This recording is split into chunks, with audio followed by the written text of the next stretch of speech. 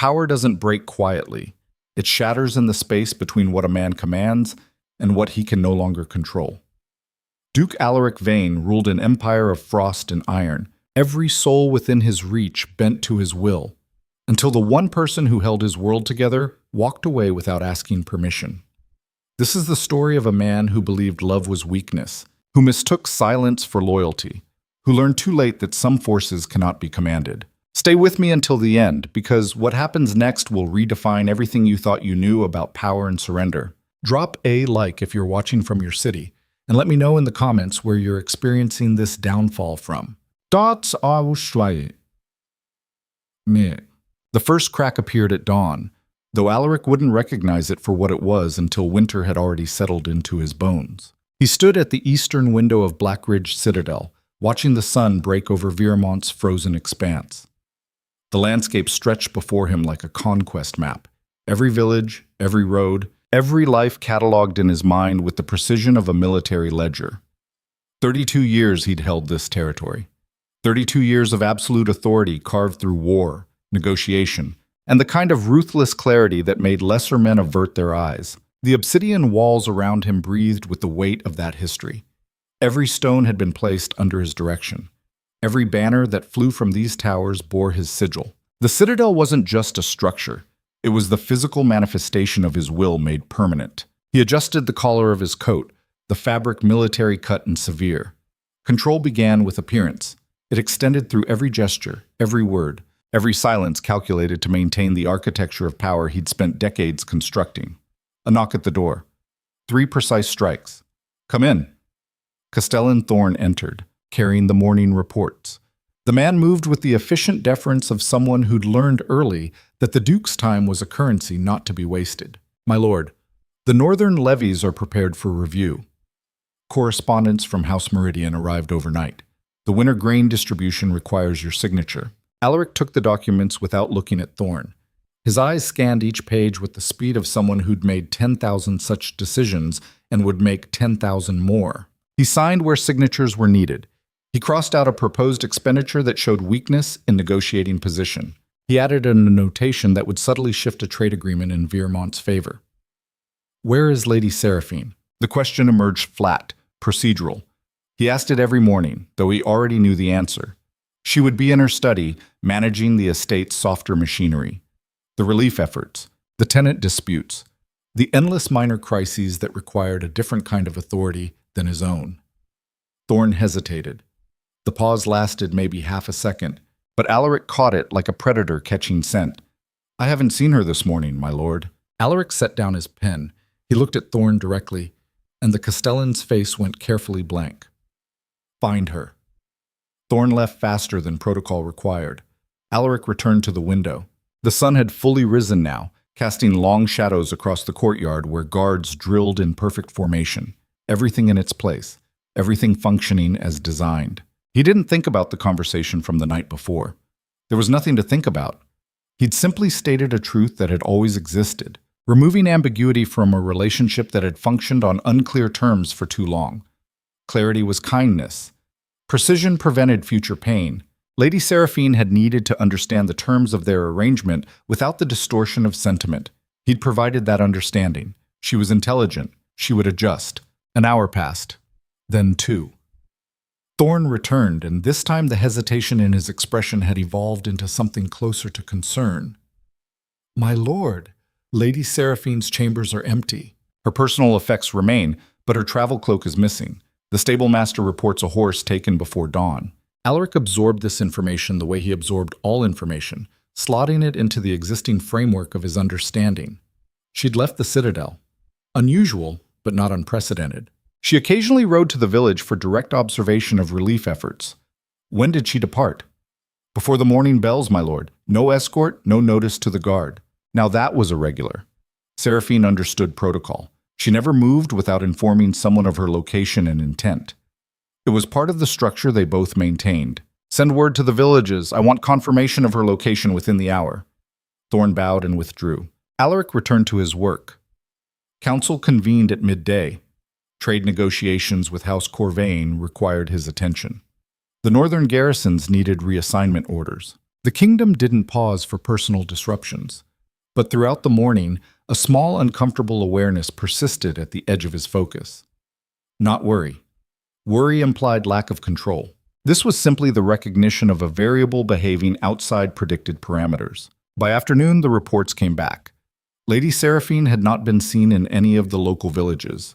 The horse she'd taken had been spotted on the southern road, moving at speed toward the coast, toward Marowind. Alaric stood in the map room, studying the territory laid out before him in ink and parchment. Marowind was Seraphine's ancestral estate, a coastal holding she'd inherited but rarely visited. It sat at the edge of Viramont's influence, technically within his domain but distant enough to function with significant autonomy. She'd gone there. Why? The question irritated him because it implied a gap in his understanding, and gaps were vulnerabilities. Castellan Thorne waited near the door, clearly uncertain whether to speak. "My lord, should I prepare a retrieval party?" "No." Alaric's response came automatic. Chasing her would suggest she had leverage he needed to reclaim. It would appear as though she'd gained some form of power through absence. That couldn't be permitted, even in appearance. "She'll return when she's ready." He said it with the certainty of someone who'd never been contradicted in 3 decades. But days passed, and Seraphine did not return. The first week, Alaric dismissed her absence as a temporary withdrawal. People sometimes needed space to recalibrate. She would process whatever emotional reaction she'd experienced, recognize the logic of his position, and resume her function within the estate structure. The second week, small inefficiencies began appearing. A dispute between 2 tenant families escalated into a minor feud because no one mediated with Seraphine's particular blend of fairness and strategic compromise. She'd always handled such matters before they reached Alaric's attention. Correspondence from allied houses went unanswered because Seraphine had managed those relationships through years of careful cultivation. The letters piled up, waiting for responses that required her specific understanding of each house's internal politics. A village elder arrived seeking intervention in a water rights conflict. Normally, Seraphine would have resolved it through direct negotiation. Instead, it landed on Alaric's desk, requiring him to issue a ruling that satisfied no one because he lacked the detailed context she'd maintained. Nothing catastrophic, just friction. The machinery of governance grinding where it once ran smooth. Alaric's counsel noticed. "My lord," Lord Thaddeus said during a session, his tone carefully neutral. "Perhaps Lady Seraphine's return should be encouraged. Her absence is creating certain complications." Alaric looked at him across the council table. Thaddeus was the oldest member, a man who'd served Alaric's father before him. He spoke with the confidence of someone who believed tenure granted certain permissions. "Lady Seraphine is attending to matters at her coastal estate. When those matters are resolved, she will return. The council will adapt in the interim." Silence followed. The kind of silence that happened when people wanted to object, but lacked the courage. The session continued, but Alaric felt the shift. A slight loosening in the absolute cohesion that had always characterized his governance. Not defiance. Not yet. But something closer to doubt. That night, he sat alone in his private chambers. The fire burned low, casting shadows that moved like living things against the stone walls. For the first time in years, he thought about the conversation that had preceded Seraphine's departure. They'd been in this same room. She'd stood by the window, her posture perfect as always, her expression calm. She'd asked him a question he didn't remember now, something about the upcoming winter festival arrangements. He'd answered, then added the clarification that had seemed necessary at the time. "I need you to understand something. What exists between us is not what exists in ballads or common fantasy. I've never loved you. I don't love anyone. That capacity doesn't exist within me. What we have is something better. Clarity. Partnership based on function and mutual benefit. I wanted you to know this so you wouldn't build expectations on false foundation." He'd meant it as kindness, as honesty that would prevent future disappointment. She'd looked at him for a long moment. Then she'd nodded once, thanked him for his honesty, and excused herself. He'd thought nothing more of it. Now, watching the fire burn, Alaric recognized the first stirring of something he couldn't quite name. Not regret. Regret required believing you'd made an error. He'd simply stated truth. But the absence left by that truth had weight he hadn't anticipated. The third week brought worse news. Reports arrived that villages near Marowind were receiving direct aid from Seraphine's estate. Food stores. Medical supplies. arbitration services for local disputes. She was building a parallel structure of governance that functioned entirely outside Blackridge's authority. More troubling, people were responding to it. Tenant families who'd historically appealed to the Citadel were now traveling to Marowind instead. The shift was subtle but unmistakable. Loyalty migrating toward a different center of power. Alaric's military commander, General Voss, brought the intelligence personally. "My lord, this could become a problem. If Lady Seraphine continues to establish independent authority, it may encourage questions about the Citadel's strength." Alaric stood at his familiar window watching snow fall across the courtyard. "She's managing her own estate. That's within her rights. With respect, my lord, she's doing more than that. She's creating an alternative. People are starting to choose. Then they'll learn their choice was wrong." Voss hesitated. "You want me to intervene?" "No." Alaric turned from the window. He met Voss's eyes directly. "I want you to continue your duties. Lady Seraphine is not an enemy. She's my wife. This situation will resolve through patience and clarity." Voss looked unconvinced but bowed and withdrew. Alone again, Alaric felt the unfamiliar sensation intensify. It wasn't concern. It wasn't worry.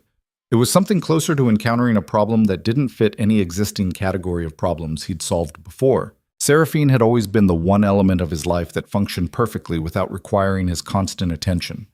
She'd managed her responsibilities with precision that matched his own. She'd asked for nothing. She'd never challenged his authority or created complications. Until now.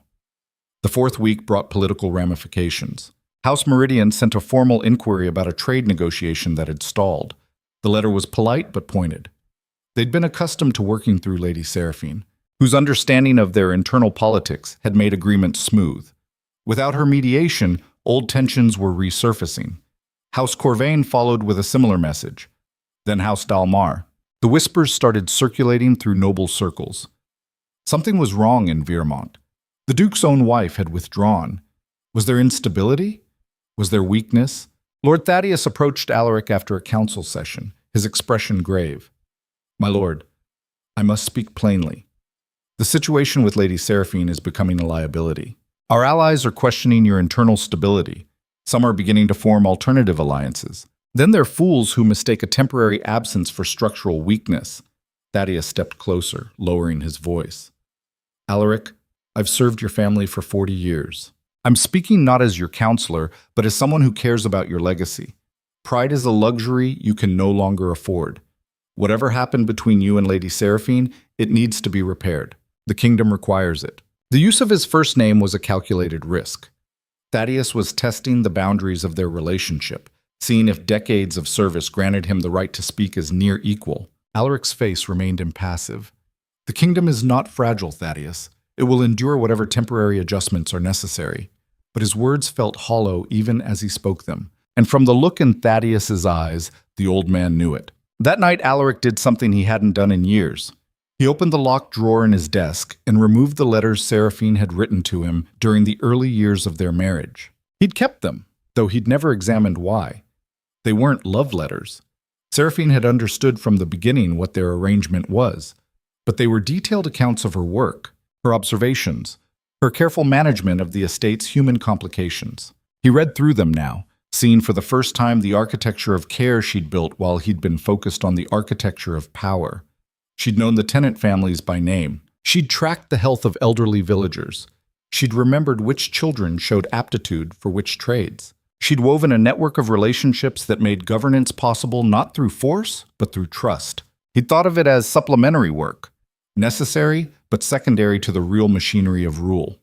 Now, reading her words, he began to understand it had been the foundation everything else rested on.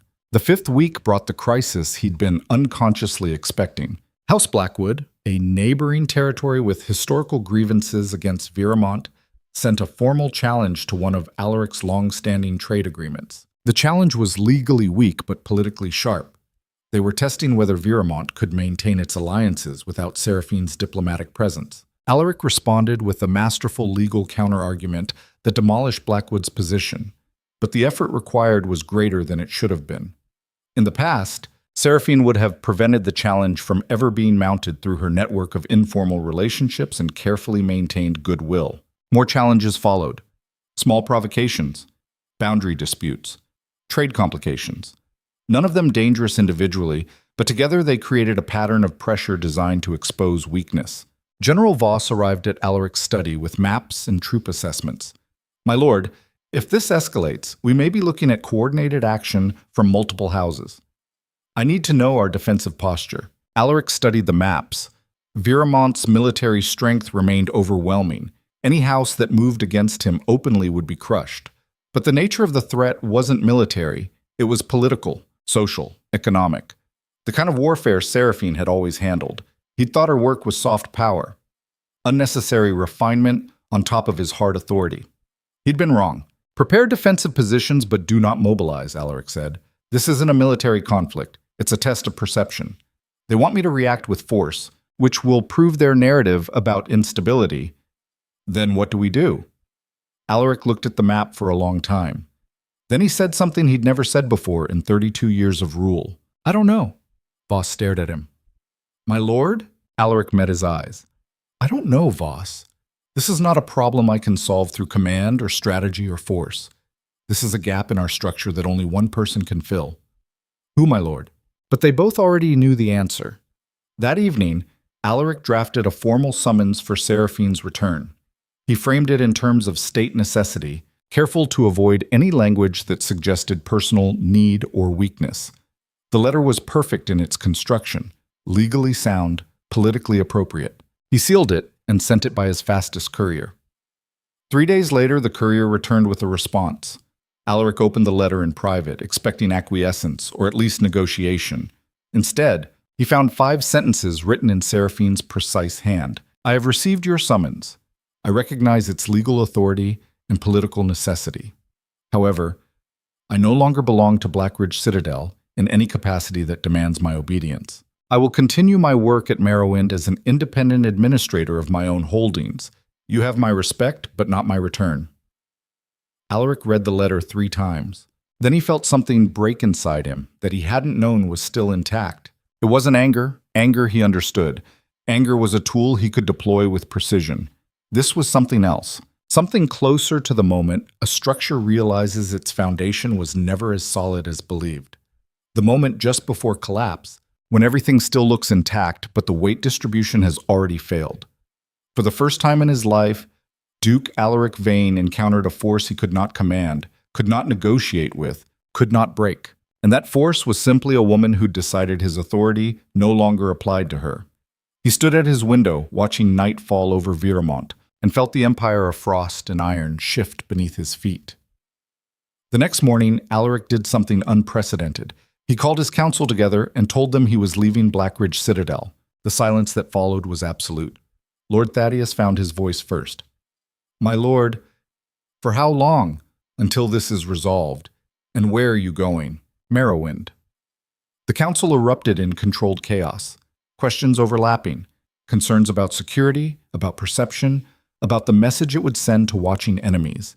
Alaric let them speak. Then he raised one hand, and silence returned instantly. I'm going alone. No guard. No retinue. This is not a military action or a diplomatic mission. This is a man going to speak with his wife. Castellan Thorn will maintain governance in my absence. General Voss will maintain security posture. You will all continue your duties as though I'd never left. My lord, Thaddeus said carefully, is that wise? Alaric looked at the old man. Wisdom would have been recognizing this problem before it became a crisis. I'm long past wisdom, Thaddeus. Now I'm attempting damage control. He left before dawn the next day, taking a single horse and provisions for a 3-day ride. The gates of Blackridge Citadel closed behind him, and for the first time in decades, Duke Alaric Veyne was alone. The road to Marowind cut through winter landscape that seemed to stretch endlessly. Frozen fields, bare trees, villages that watched him pass with the careful neutrality of people who'd learned not to attract attention from power. He traveled this territory 1,000 times in his mind, reviewing maps and reports and census data. But he'd never actually seen it like this. Not from horseback, not at human speed, not without the insulation of authority that made everything abstract. He passed through a hamlet where children played in the snow.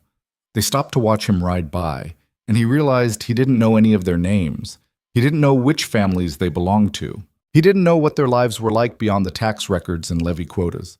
Seraphine would have known. The thought came unbidden, and with it a cascade of similar recognitions. She would have known the old woman selling bread was a widow whose husband had died in Alaric's northern campaign. She would have known the young couple arguing outside the inn was newly married and struggling with debt. She would have known which households were thriving and which were quietly desperate. He thought his knowledge was complete because he understood the systems, the structures, the mechanisms of control.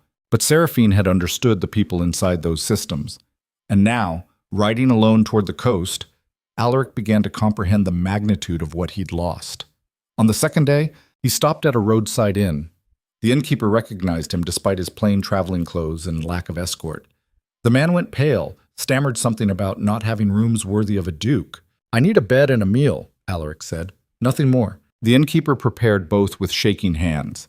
Alaric ate alone in a corner, watching other travelers who gave him nervous glances and wide berth. He overheard fragments of conversation.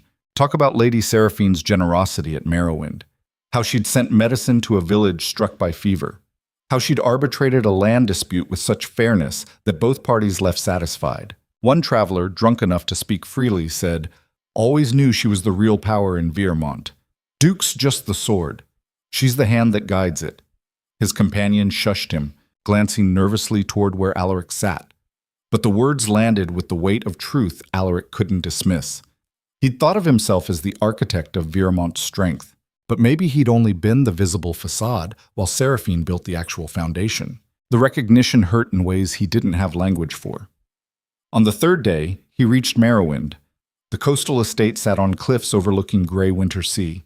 It was smaller than Blackridge Citadel, built for comfort rather than intimidation.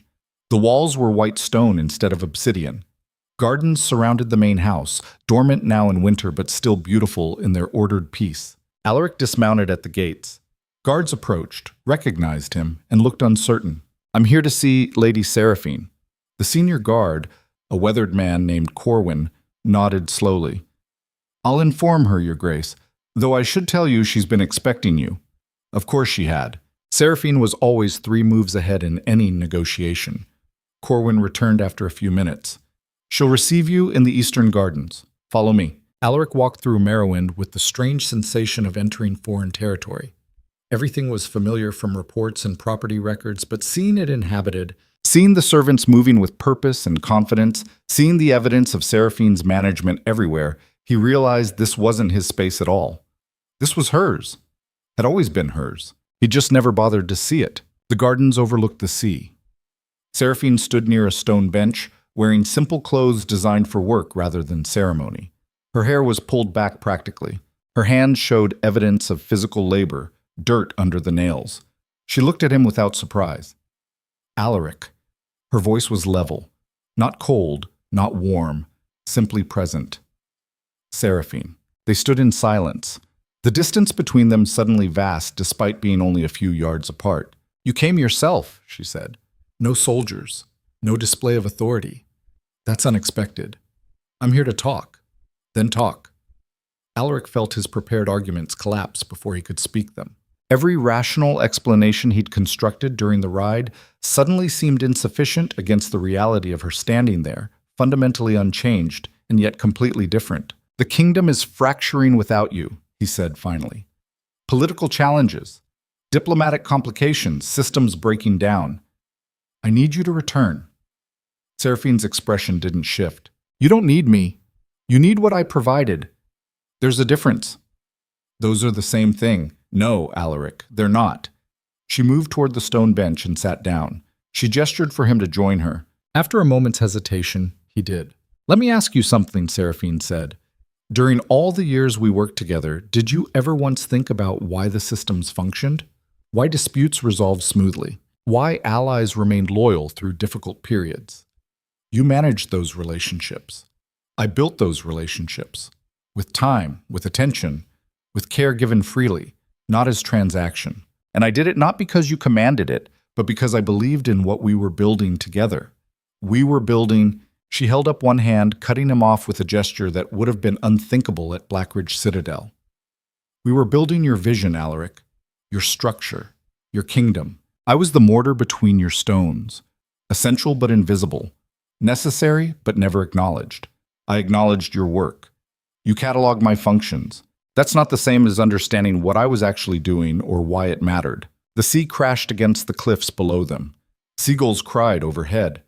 Everything felt raw and exposed in a way Alaric had spent his life avoiding.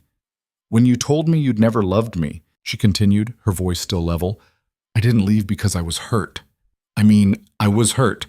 But that wasn't why I left. Then why? Because I finally understood that in your mind, I was just another system to optimize, another piece of the machinery. And I realized that if I stayed, I would eventually become the thing you saw instead of remaining the person I actually was. Alaric wanted to argue, to present the logical framework that proved their partnership had been functional and beneficial. But the words wouldn't come, because standing at C's gardens, seeing what she'd built independently, he was beginning to understand that function and benefit weren't the same as recognition and worth. The kingdom needs stability, he said, falling back on practical argument. Without you, the structure is vulnerable. Then perhaps the structure was always vulnerable, and you just never noticed because I was holding it together. So this is punishment? Making me suffer for being honest? No. Seraphine looked at him directly, and he saw something in her eyes he'd never seen before. Not anger, not even disappointment, something closer to peace. This is liberation, she said, for both of us. You're free to build your kingdom exactly as you envision it, without compromise. And I'm free to build something that doesn't require me to be invisible to function. I never asked you to be invisible. You didn't have to ask. Your entire worldview required it. Love was weakness. Emotion was inefficiency. Connection was vulnerability. I lived inside that philosophy for years, trying to be what your system needed. Now I'm choosing differently. Alaric felt something crumbling inside him, and for once he didn't try to rebuild it immediately. I don't know how to fix this, he said quietly. It was the most honest thing he'd said in years. Seraphine's expression softened slightly. I know. And that's actually progress. But Alaric, this isn't something you can fix. It's something you have to understand, and I don't think you're there yet. Tell me how to understand then. She shook her head. That's still the wrong question. You're asking me to give you instructions to optimize yourself. But this isn't about optimization. It's about recognition. About seeing people as more than functions. About understanding that love isn't weakness. It's the foundation everything else stands on. The sun was setting now, painting the sea in shades of gray and gold. Alaric watched the light change and felt the weight of 32 years of absolute certainty begin to shift into something far less stable. Seraphine stood. You should rest here tonight. Tomorrow you can return to Blackridge. But Alaric, I'm not coming with you. Not yet. Maybe not ever. I need you to accept that. He looked up at her, and for the first time in decades, Duke Alaric Veyne had no response that held any authority at all. He could only nod. That night he lay awake in a guest room of Marowind, staring at unfamiliar ceiling and listening to unfamiliar sounds. The sea was louder here. The wind moved differently. Everything felt foreign, and somewhere in the dark hours before dawn, Alaric finally admitted to himself what he'd been refusing to acknowledge since that morning 5 weeks ago when he'd woken to find her gone. He'd been wrong, not just tactically wrong, not just strategically miscalculated. Fundamentally, completely, irreparably wrong. About power, about control, about what held a kingdom together, about what he'd actually had and what he'd destroyed by naming it weakness. The recognition didn't bring relief. It brought a kind of pain he'd spent his entire life engineering his existence to avoid. And there was no procedure, no protocol, no command that could make it stop. Dawn broke over Marowind with the kind of gray light that made everything look unfinished. Alaric stood at the window of his guest room, watching servants move through the gardens below with purpose he couldn't quite name. They weren't rushing. They weren't performing for inspection.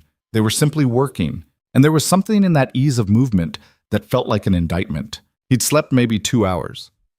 The rest of the night had been spent staring at shadows and trying to rebuild the framework of understanding that had kept him functional for 3 decades. Every attempt collapsed against the same fundamental problem. He thought control was protection, that authority meant safety, that if he could just maintain enough order, enough discipline, enough absolute certainty, nothing could touch him. But Seraphine had walked away, and his entire architecture of power hadn't been able to stop her. A knock at the door. Soft, respectful, but not deferential in the way Blackridge servants knocked. Come in. A young woman entered carrying a breakfast tray. She set it down without the trembling hands or averted eyes he was used to. She met his gaze directly, nodded once, and left. That simple exchange told him everything. These people didn't fear Seraphine. They worked for her willingly, which was a completely different kind of power than anything he'd ever wielded. He forced himself to eat, though the food tasted like obligation. Then he dressed and prepared to leave, because staying another moment felt like surrendering territory he couldn't afford to lose. He found Seraphine in a room that served as her study, surrounded by maps and correspondence. She looked up when he entered, and her expression was professionally courteous in a way that hurt worse than anger would have. "You're leaving." It wasn't a question. "Yes, I've been away from Blackridge too long already." She nodded, returning her attention to the documents before her. "Safe travels, then." Alaric stood in the doorway, feeling the conversation slip away before it had really started. Every instinct told him to command, to assert, to establish dominance through sheer force of presence. But those tools didn't work here. They'd never worked here. He'd just been too blind to notice. "What happens now?" Seraphine set down her pen. She looked at him with eyes that had once softened in his presence, back before he'd decided softness was inefficiency. "You return to your kingdom. I continue my work here. When necessary, we communicate as allied administrators of neighboring territories. Clean, professional, functional." "That's not what I meant." "I know what you meant, but that's the only answer I have right now." He wanted to argue, wanted to present the logical case for why their partnership was necessary, why the kingdom required their unified front, why emotion was secondary to practical reality. But he'd made that argument 5 weeks ago, and it had driven her away. Making it again would just prove he hadn't learned anything. "Will you at least consider returning eventually?" Seraphine stood, moving to the window that overlooked her gardens. When she spoke, her voice carried the weight of someone who'd already thought through every possible outcome. "Alaric, you came here because the kingdom was fracturing, because systems were breaking down, because you needed something from me that you can't get anywhere else. But you still don't understand what that something actually is. Then tell me." She turned to face him. "It's not strategy. It's not diplomatic skill. It's not even administrative competence, though those things matter. It's the willingness to see people as more than functions, to care about their well-being not because it maintains order, but because their lives have inherent worth. You asked me to return to stabilize your kingdom, but I can't return to a structure that only values me when I'm useful. I value you beyond your usefulness." The words came out defensive, and they both heard the weakness in them. "Do you? Or did you only notice my value when I stopped providing it?" The question hung between them like a blade waiting to fall. Alaric had no answer that wouldn't damn him further. "I need time," she said quietly. "Time to build something here that belongs to me, not to your vision of order. Time to remember who I am when I'm not constantly adapting to your system. Maybe after that we can talk about what partnership actually means. But right now, you need to leave. Because every moment you stay, I feel myself wanting to fix this for you. And that's exactly the pattern I'm trying to break." It was the kindest dismissal he'd ever received, and it destroyed him more thoroughly than any attack could have. He left Marowind an hour later, riding back toward Blackridge under a sky that threatened snow. The road stretched ahead like a sentence he'd have to serve, and for the first time in his life, Duke Alaric Veyne wasn't sure what waited at the end of it. The journey back took 3 days of hard riding and harder thinking. Every mile felt like distance from something he couldn't name, something he'd lost before he'd ever recognized having it. He passed through the same villages he'd seen on the way to Marowind, but now he noticed things he'd missed before. The way people watched him pass with expressions that weren't quite fear, but weren't trust either. The careful neutrality of those who'd learned to survive under authority rather than live beside it. At one village, he stopped to water his horse and overheard 2 farmers talking. Lady Seraphine sent word she'll mediate the boundary dispute next week. Thank the stars. Thought we'd end up in front of the Duke's court, and you know how that goes. Aye. He rules fair enough, but cold, like being judged by winter itself. They noticed him then, standing close enough to have heard every word. Their faces went carefully blank. Alaric wanted to tell them he ruled with justice, with careful consideration of law and precedent, that his coldness was impartiality, not cruelty. But the defense died before it reached his throat, because somewhere in the past 3 days, he'd started to understand that justice without mercy was just another form of violence. He arrived at Blackridge Citadel at dusk on the third day. The gates opened for him with their familiar grinding weight, and the courtyard guards snapped to attention with precision that suddenly looked like fear-wearing discipline's mask. Castellan Thorne met him at the entrance, relief obvious on his weathered face. "My lord, thank the stars, things have been complicated in your absence." Alaric dismounted, handing his horse to a stable hand who wouldn't meet his eyes. How complicated? 3 more border challenges from minor houses. 2 trade disputes escalated into formal grievances, and House Blackwood sent another delegation probing for weakness. General Voss has been handling military posture, but the political pressure is building. They walked through the Citadel's corridors, and Alaric noticed things he'd stopped seeing years ago. The way servants pressed themselves against walls when he passed. The silence that followed him like a physical presence. The absolute absence of casual conversation or easy movement. This was order. This was control.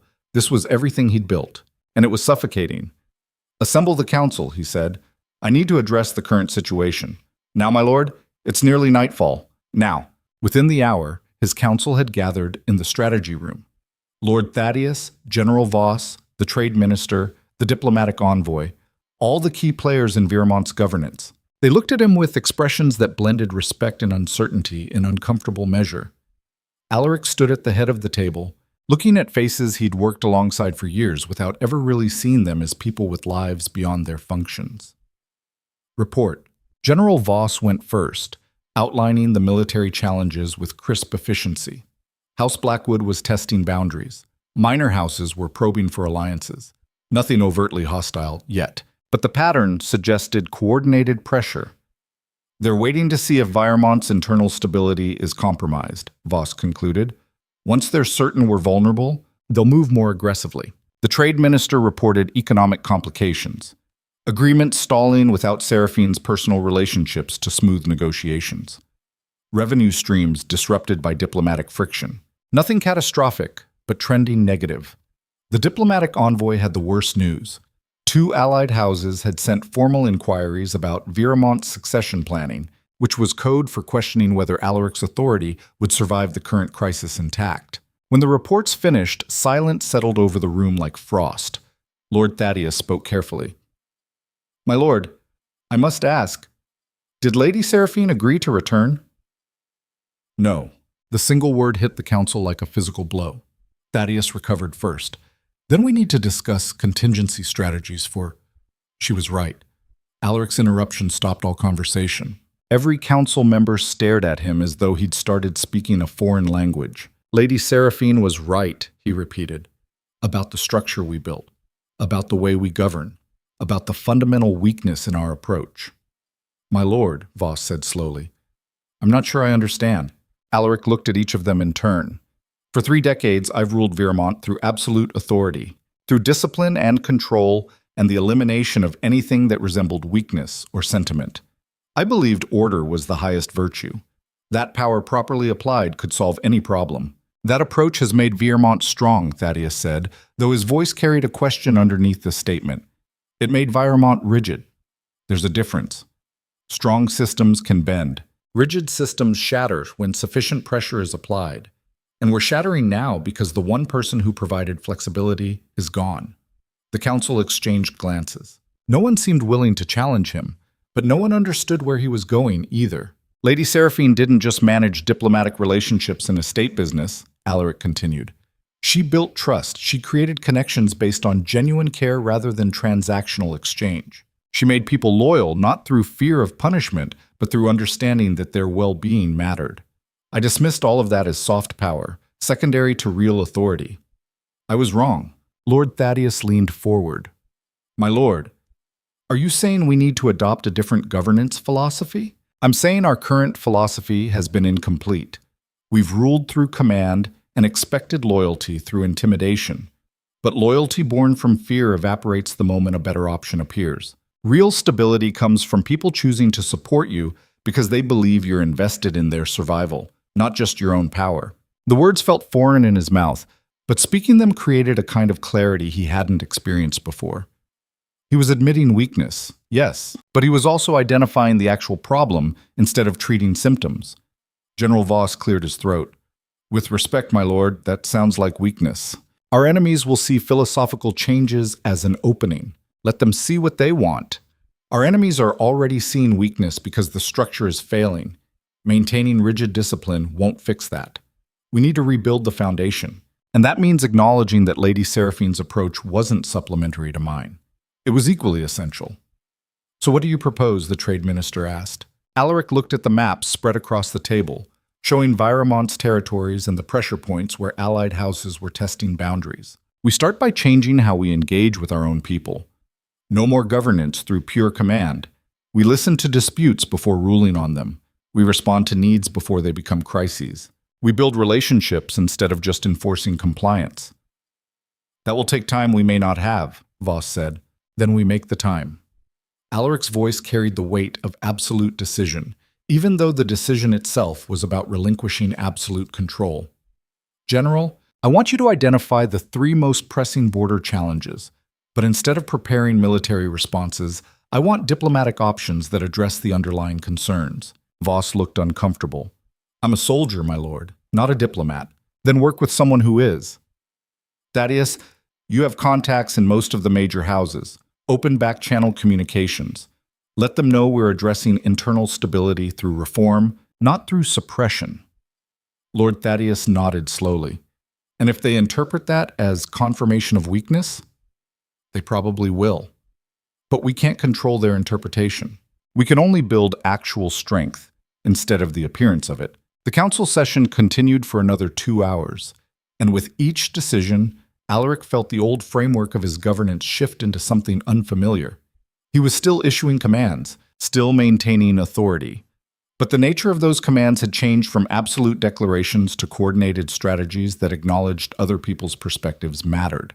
It felt wrong. It felt vulnerable. It felt like everything he'd spent 30 years protecting himself against. But it also felt like the only path forward that didn't end in complete collapse.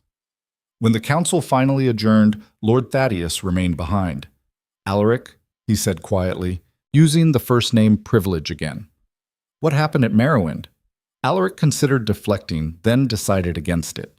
I saw what we could have built if I'd been less afraid of appearing weak. And Lady Seraphine, will she return? I don't know. Probably not, unless I can demonstrate actual change rather than just strategic adjustment. Thaddeus nodded. For what it's worth, I think what you're proposing is right. Difficult, but right. Your father ruled the same way you have, and it worked for his time. But times change. People change. Maybe it's time Viremont changed too. It was the closest thing to approval Alaric had received, and it mattered more than he wanted to admit. Over the following weeks, Alaric implemented changes with the same decisive efficiency he'd always brought to governance. But the changes themselves were different in kind. He started attending village council meetings personally instead of sending representatives. The first time he appeared in a tenant hall to hear disputes directly, the entire room went silent with shock. An elderly farmer who'd been mid-sentence stopped talking, his face pale. Continue, Alaric said. The man stared at him. My lord, I didn't mean any disrespect. I was just explaining to the village elder. I'm here to listen, not to punish. Continue your explanation. It took another 5 minutes of awkward silence before people started treating him like an audience instead of a threat. But gradually, the conversation resumed. The farmer explained a water rights issue. His neighbor provided counterargument. Local tension that would have festered for months came out into the open. Alaric listened without interrupting. When both sides had finished, he asked questions, not interrogations, actual questions designed to understand the full context.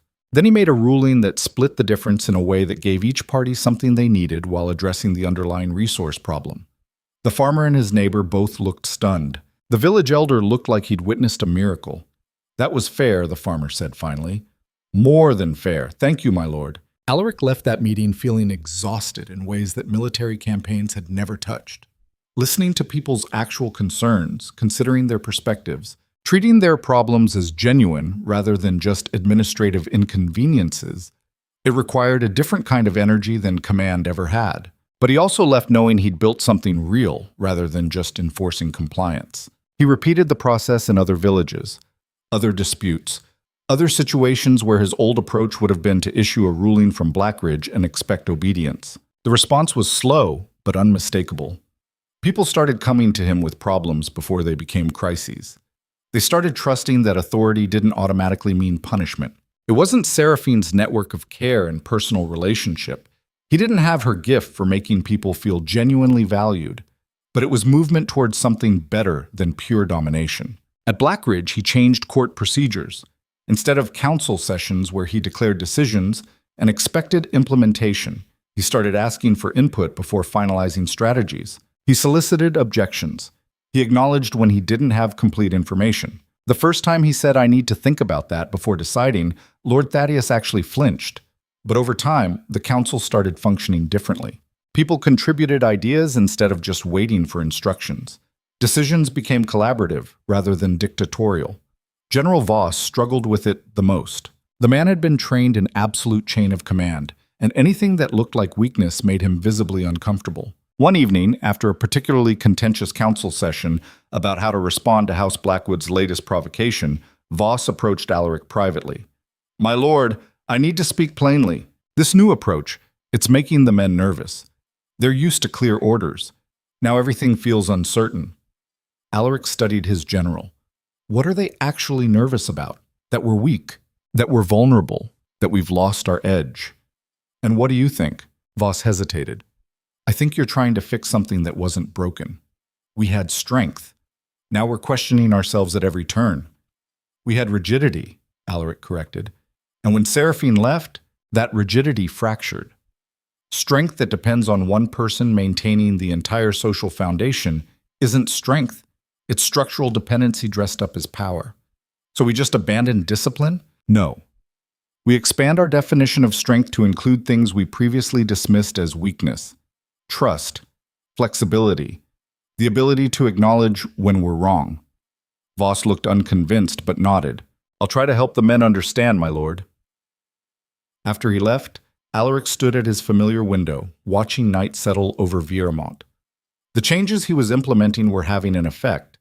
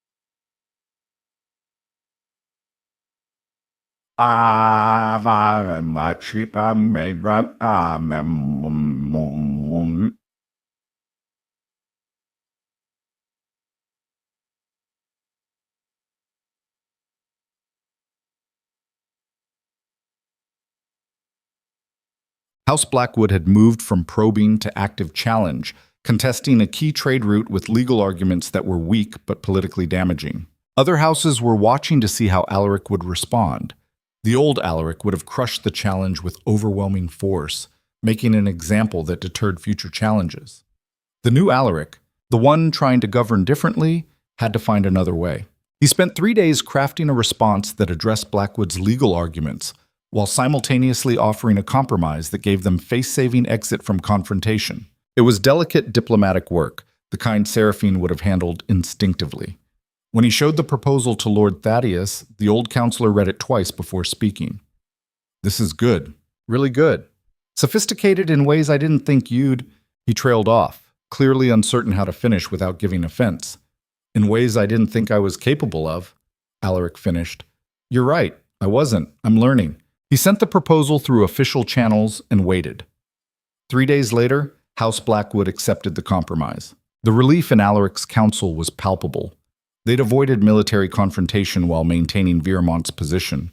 It was a diplomatic victory that would have been impossible under his old governance style, but the victory felt hollow because the person who should have been there to see it wasn't. Alaric had been back at Blackridge for 6 weeks when he received correspondence from Marowind. not from Seraphine directly, but from her estate administrator, a man named Corwin, who Alaric had met briefly. The letter was professional and courteous, outlining several situations where coordination between Blackridge and Marowind interests would be beneficial.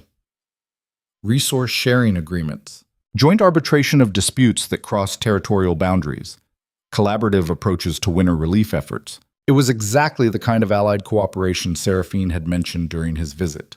Alaric read the letter 3 times, looking for any personal message beneath the professional language. There was nothing, just practical proposals for functional cooperation. He drafted a response agreeing to the proposals and adding some suggestions of his own. Then he sat staring at the letter, wanting to add something personal, something that would acknowledge the impossible distance between them. But anything he wrote felt inadequate or false. Finally, he signed it as written and sent it through official channels. Over the following weeks, a working relationship developed between Blackridge and Marowind. Corwin corresponded with Thaddeus. Resources were shared. Disputes were jointly mediated. It was efficient and professional and absolutely devoid of any direct contact between Alaric and Seraphine, which meant it was exactly what she'd said it would be. Allied administrators of neighboring territories, clean, professional, functional, and utterly insufficient for what Alaric was beginning to recognize he actually needed. 2 months after his return from Marowind, winter deepened its hold on Viramont. Heavy snows isolated outlying villages, and the annual crisis of ensuring everyone survived until spring began. Alaric coordinated relief efforts with the efficiency he'd always brought to such operations. But this time, he included direct input from village representatives about what they actually needed instead of just deploying standardized aid packages. The difference was immediate. Resources reached people who needed them most. Supplies were distributed based on actual conditions rather than bureaucratic assumptions. But it was also during this relief effort that Alaric received news that made everything else irrelevant. A messenger arrived at Blackridge in the middle of a council session, his face grave. "My lord, there's been an incident at Marowind. A winter storm caused structural damage to the main house. Several people were injured, Lady Seraphine among them." Alaric was on his feet before conscious thought registered. "How badly?" "Reports are unclear, my lord. But the estate is requesting immediate assistance, medical supplies, structural engineers, whatever can be spared." General Voss stood as well. "I can have a relief column ready within the hour." "No." Alaric's voice came out harder than intended. "I'm going personally. Voss, you'll command the relief operation. Thaddeus, maintain governance here." "I leave immediately." "My lord," Thaddeus began, "is it wise to—" "I don't care about wisdom right now. Someone I care about is hurt. Everything else is secondary." The words hung in the air, and Alaric saw understanding dawn on his council's faces. This wasn't the old Duke Alaric making a strategic decision. This was a man responding to the first genuine emotion he'd allowed himself to acknowledge in decades. He rode for Marowind with a small, fast-moving group, pushing through winter conditions that would have been dangerous under better circumstances. The 3-day journey took 2 days of brutal riding, and by the time they arrived, Alaric was beyond exhaustion. Marowind's gates were open, and the courtyard was chaos. Servants working to repair damage, injured people being treated. The organized calm he'd seen on his previous visit replaced by crisis management. Corwin met him at the entrance, looking haggard. "Your Grace, thank the stars. The damage is worse than we initially reported. The eastern wing partially collapsed. Lady Seraphine was inside when it happened." "Where is she?" "The medical wing. This way." Alaric followed Corwin through corridors that showed evidence of storm damage. Broken windows, water damage, sections of ceiling that had given way under snow weight. They reached a room where several injured people were being treated. Seraphine sat on a bed near the window, her left arm in a sling and a bandage around her head. A physician was checking her injuries while she gave instructions to a servant about coordinating continued rescue efforts. She looked up when Alaric entered, and for a moment, something flickered in her expression before professional courtesy reasserted itself. "You came." Her voice was tired but steady. "Of course I came." Alaric moved toward her, then stopped, uncertain of the boundaries that now existed between them. "How badly are you hurt?"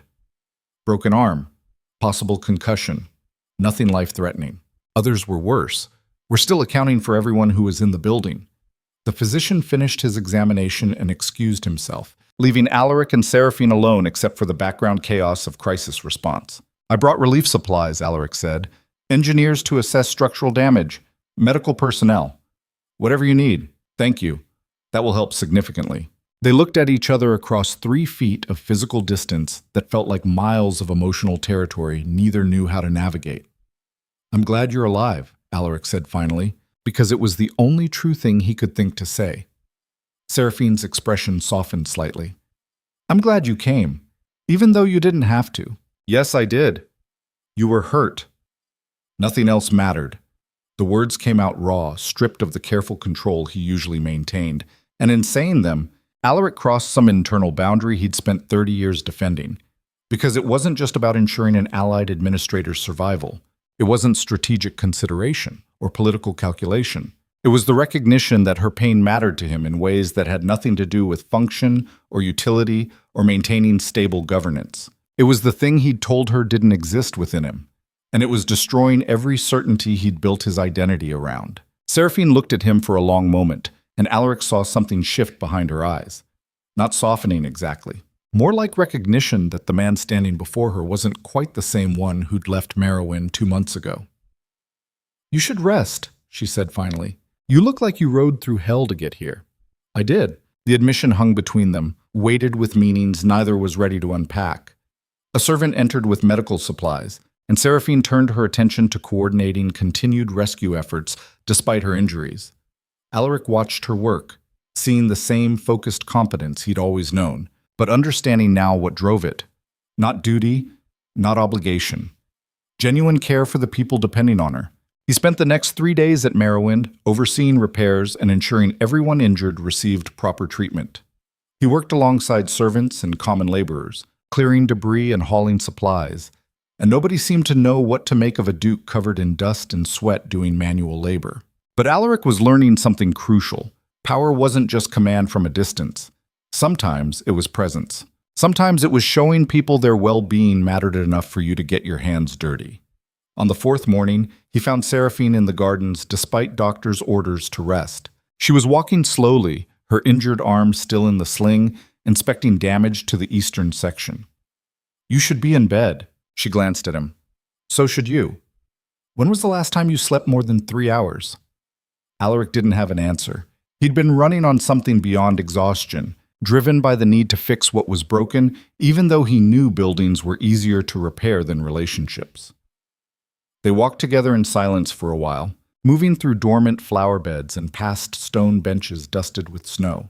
Finally, Seraphine spoke. You've changed. Since you were last here, it's not just surface adaptation. Something fundamental shifted. I started listening. Really listening. Not just waiting for people to stop talking so I could issue commands. And I discovered I'd been governing a kingdom full of ghosts. I knew systems and structures and mechanisms of control, but I didn't know the actual people those systems were supposed to serve. Seraphine sat down on one of the benches, wincing slightly from her injuries. That's a significant admission for someone who spent 3 decades believing control was the only thing that mattered. Alaric remained standing, looking out over the damaged gardens. Control does matter, but I was controlling the wrong things. I tried to control outcomes, loyalty, even emotion, when I should have been controlling my own fear of vulnerability. What were you afraid of? The question was gentle but direct, and it cut through every defense Alaric had left. That if I let anyone close enough to matter, they'd have power to destroy me. So I made sure no one mattered. I built an empire where I was essential, and everyone else was replaceable. And it worked perfectly until you proved you weren't replaceable at all. Seraphine looked up at him. I'm not trying to destroy you, Alaric. I know. That's what makes it worse. You're just living your own life, building something meaningful on your own terms. And the fact that it doesn't include me is my own fault, not your punishment. The words came easier now, stripped of the defensive armor he'd worn for so long. Admitting fault didn't feel like weakness anymore. It felt like the first honest thing he'd said in years. They sat together as winter afternoon light filtered through bare branches. Eventually, Seraphine spoke again. I'm not saying I can't ever return to Blackridge, but I need to know it won't destroy what I've rebuilt here. I need to know you see me as a person, not just a function to be restored to optimal operation. I'm trying to see everything differently now. It's not easy. Every instinct I have fights against it, I know. Change is violent work when you're tearing down structures you built your entire identity around. Alaric looked at her directly. If I keep changing, if I prove this isn't just strategic adaptation but actual transformation, would you consider coming back? Not to serve my system, but to help build something better together? Seraphine met his gaze without flinching. Ask me again in 6 months, after you've had time to prove these changes hold, when I'm not there to motivate them. It was the fairest answer he could expect, and more hope than he deserved. He left Marowind the next day with his relief column, but the journey back to Blackridge felt different than previous travels. He'd gone to Marowind expecting to manage a crisis. Instead, he'd confronted the reality of what he'd become, and the long, difficult path toward becoming something better. The road stretched ahead, and for once, Alaric didn't mind that he couldn't see the destination clearly. He arrived at Blackridge Citadel to find Castellan Thorn waiting at the gates, his expression grim in ways that went beyond normal concern. My lord, we have a situation. General Voss needs to speak with you immediately. Alaric felt the familiar weight of governance settle back onto his shoulders. What kind of situation? The kind that requires privacy, my lord. They went directly to Alaric's private study. General Voss was already there, along with Lord Thaddeus and 2 men Alaric didn't recognize. Guards, by their bearing, but not Blackridge guards. Alaric looked at Voss. Report. The general's face was carved from stone. My lord, I've received intelligence from multiple sources over the past 3 days. There's a coordinated movement among several noble houses to challenge your authority. House Blackwood is leading the coalition, but they've gained support from houses Corvain, Dalmar, and Meridian. Alaric absorbed this. A military challenge? Worse. Political maneuvering backed by economic pressure and legal arguments about succession rights. They're claiming your governance has become unstable, that Lady Seraphine's absence proves internal weakness, and that Viramont requires new leadership. Lord Thaddeus stepped forward. They've been building this for weeks, Alaric.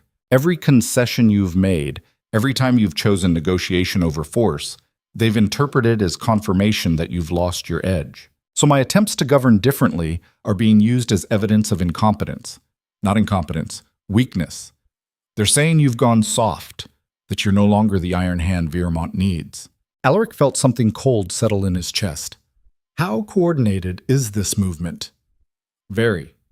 Voss's voice was flat. They've already secured support from 3 regional governors and multiple trade guilds. If they move forward with formal challenge, they'll have significant backing. What do they want? Your abdication. In favor of a council-led governance structure where they hold majority influence.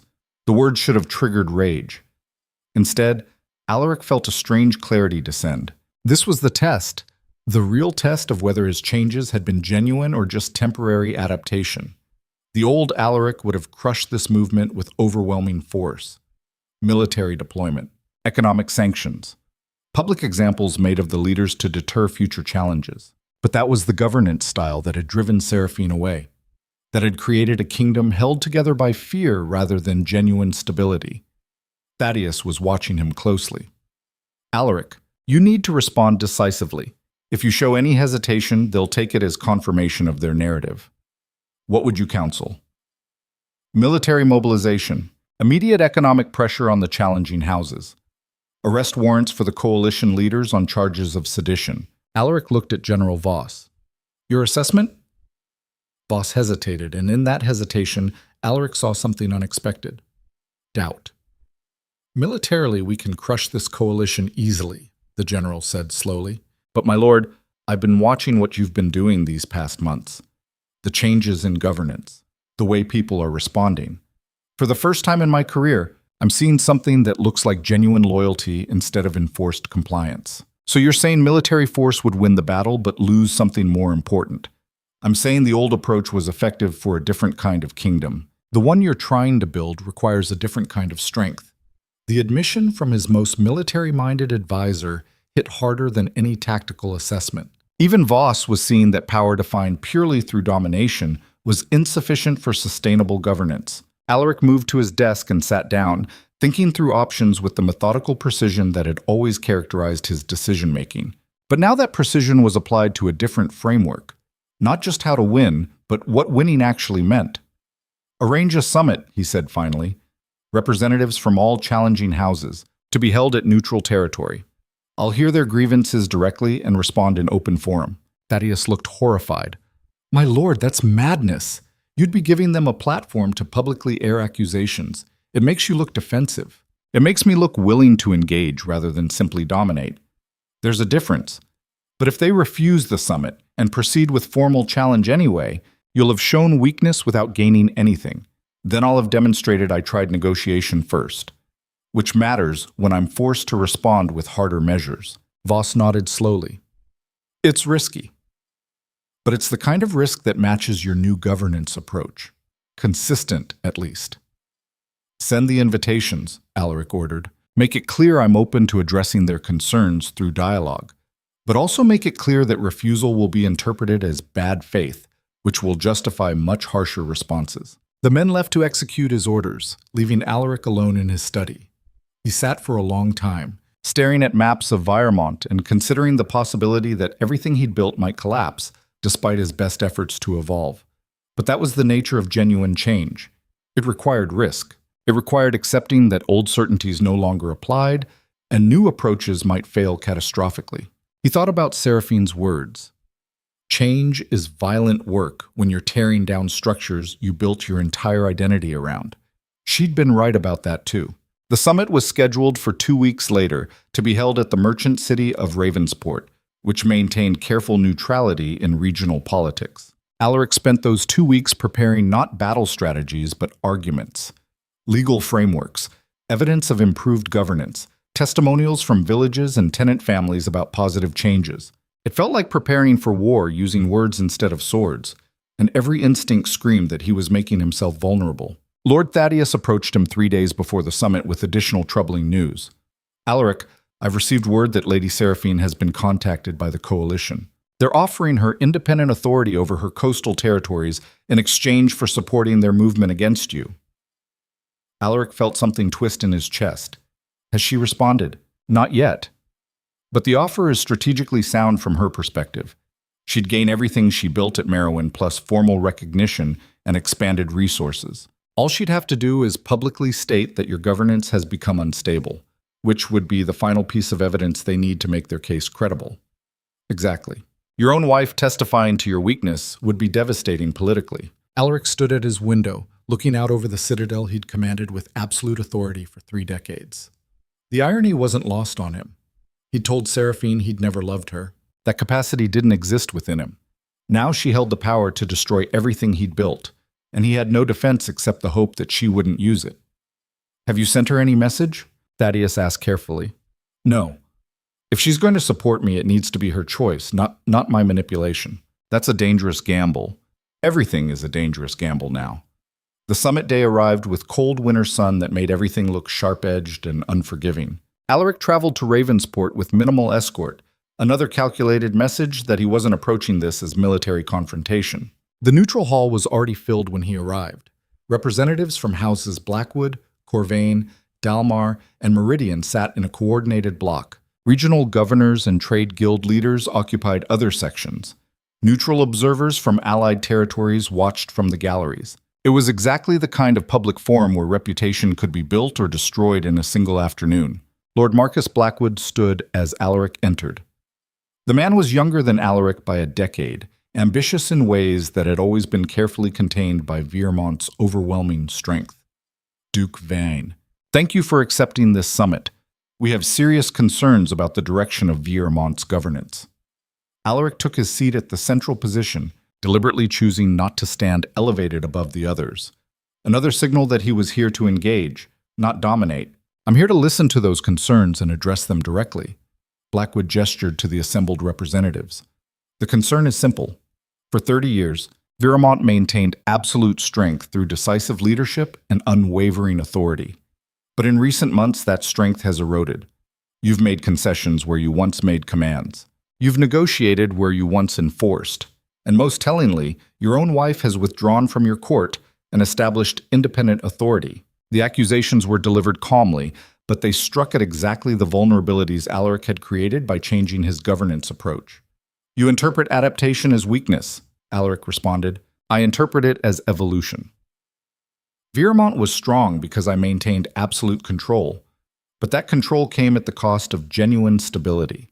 I was governing through fear, and fear evaporates the moment a better option appears. We're not afraid of you, Duke Veyne. That's exactly our point. You've lost the capacity to inspire fear, which means you've lost the foundation of your authority. No, I've lost the need to inspire fear. There's a difference. Authority built on terror is always temporary. Authority built on trust and mutual benefit is sustainable. A representative from House Corvain stood. Trust? You speak of trust while your own wife refuses to return to Blackridge? What does that say about the trust people should place in you? It says I made mistakes. Significant ones. And I'm working to correct them rather than pretending they don't exist. The admission created a ripple of murmurs through the hall. Public acknowledgement of error from someone like Duke Alaric Veyne was unprecedented. Blackwood pressed the advantage. You've grown weak, Duke Veyne. Sentimental. You're trying to govern like a philosopher when what Viermont needs is a warrior. We're offering you the opportunity to step aside gracefully and allow stronger leadership to restore our regional position. Alaric met Blackwood's eyes directly. And who would this stronger leadership be? You? A coalition of houses whose primary qualification is that they're not me? We represent a return to strength, to certainty, to the kind of governance that made Viermont powerful. You represent regression to an approach that was already failing before I changed course. You think I altered my governance because I went soft? I changed because the old system was breaking down. Lady Seraphine's departure exposed that weakness. I'm addressing the root problem. You're just arguing for better paint on a crumbling wall. The argument continued for 2 hours, with various representatives presenting evidence of Alaric's supposed weakness and Alaric countering with examples of improved governance and genuine stability. But he could feel the room's sentiment. The coalition had built a compelling narrative, and his defense sounded like exactly what Blackwood claimed it was.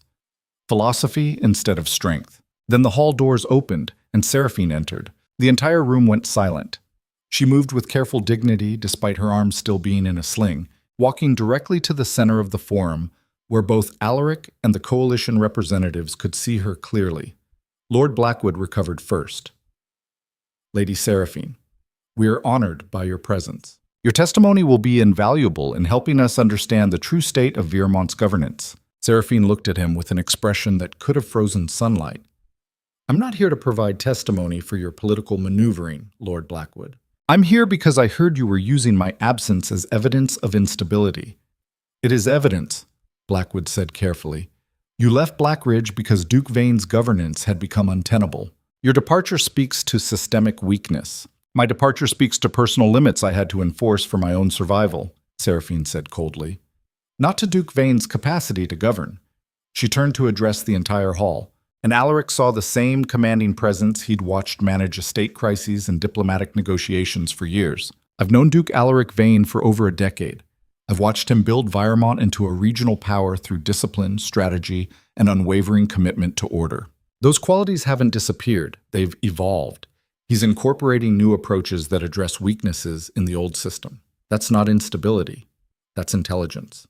The coalition representatives exchanged uncomfortable glances. Blackwood tried again. With respect, Lady Seraphine, you established independent authority at Marowind precisely because you couldn't function under Duke Veyne's governance. I established independent authority because I needed space to rebuild myself as something other than an extension of someone else's system, Seraphine corrected. That doesn't mean the system itself is failing. It means I required autonomy, which Duke Veyne has respected. She looked directly at Alaric then, and he saw something in her eyes he couldn't quite name. Not forgiveness, not reconciliation. Something more like acknowledgement. Duke Veyne made mistakes, significant ones, but he's addressing them through genuine change rather than cosmetic adjustment. I've seen the reports from villages under his governance. I've heard testimonials from people who used to fear Blackridge and now trust it. That's not weakness. That's the kind of strength that actually endures. Blackwood's face had gone hard. So you're supporting his continued rule. I'm stating facts about his governance capacity. What you do with those facts is your choice. She turned and walked out of the hall with the same dignified precision she'd entered with, leaving absolute silence in her wake. The coalition's case hadn't been destroyed, but it had been significantly damaged. Seraphine's testimony carried weight precisely because everyone knew she had no personal obligation to defend Alaric. Her support was genuine assessment, not political maneuvering. Lord Blackwood stood, his expression carefully controlled. We'll need time to consult on Lady Seraphine's testimony. This summit is adjourned until tomorrow morning. The hall emptied slowly, various factions retreating to discuss strategy. Alaric remained seated, processing what had just happened. Lord Thaddeus approached, his expression cautiously optimistic. That was unexpected. Lady Seraphine's testimony may have turned the tide. Alaric nodded slowly, but it also put her at risk. If the coalition proceeds with their challenge, they'll target her as well now. Then we need to ensure they don't proceed. Alaric left the hall and found Seraphine waiting in a private courtyard, looking out over Ravensport's merchant district. "Thank you," he said simply. She didn't turn around. "I didn't do it for you. I did it because Blackwood's coalition would be worse for the region. Their vision of strength is just domination with better rhetoric. Even so, you didn't have to put yourself at risk." Now she turned to face him. "I'm not at risk, Alaric. I have independent authority, resources, and enough political capital that they can't touch me without creating more problems than I'm worth. You're the one who's vulnerable. Then why protect me? Because I've been watching what you've been building these past months. The changes in governance, the way you're actually listening to people, the risks you're taking to create something better than what existed before. It's genuine. Messy and incomplete, but genuine. And that matters." Alaric moved closer, careful not to invade her space. "I'm trying to become someone worthy of what we could have built together. I don't know if I'll succeed, but I'm trying.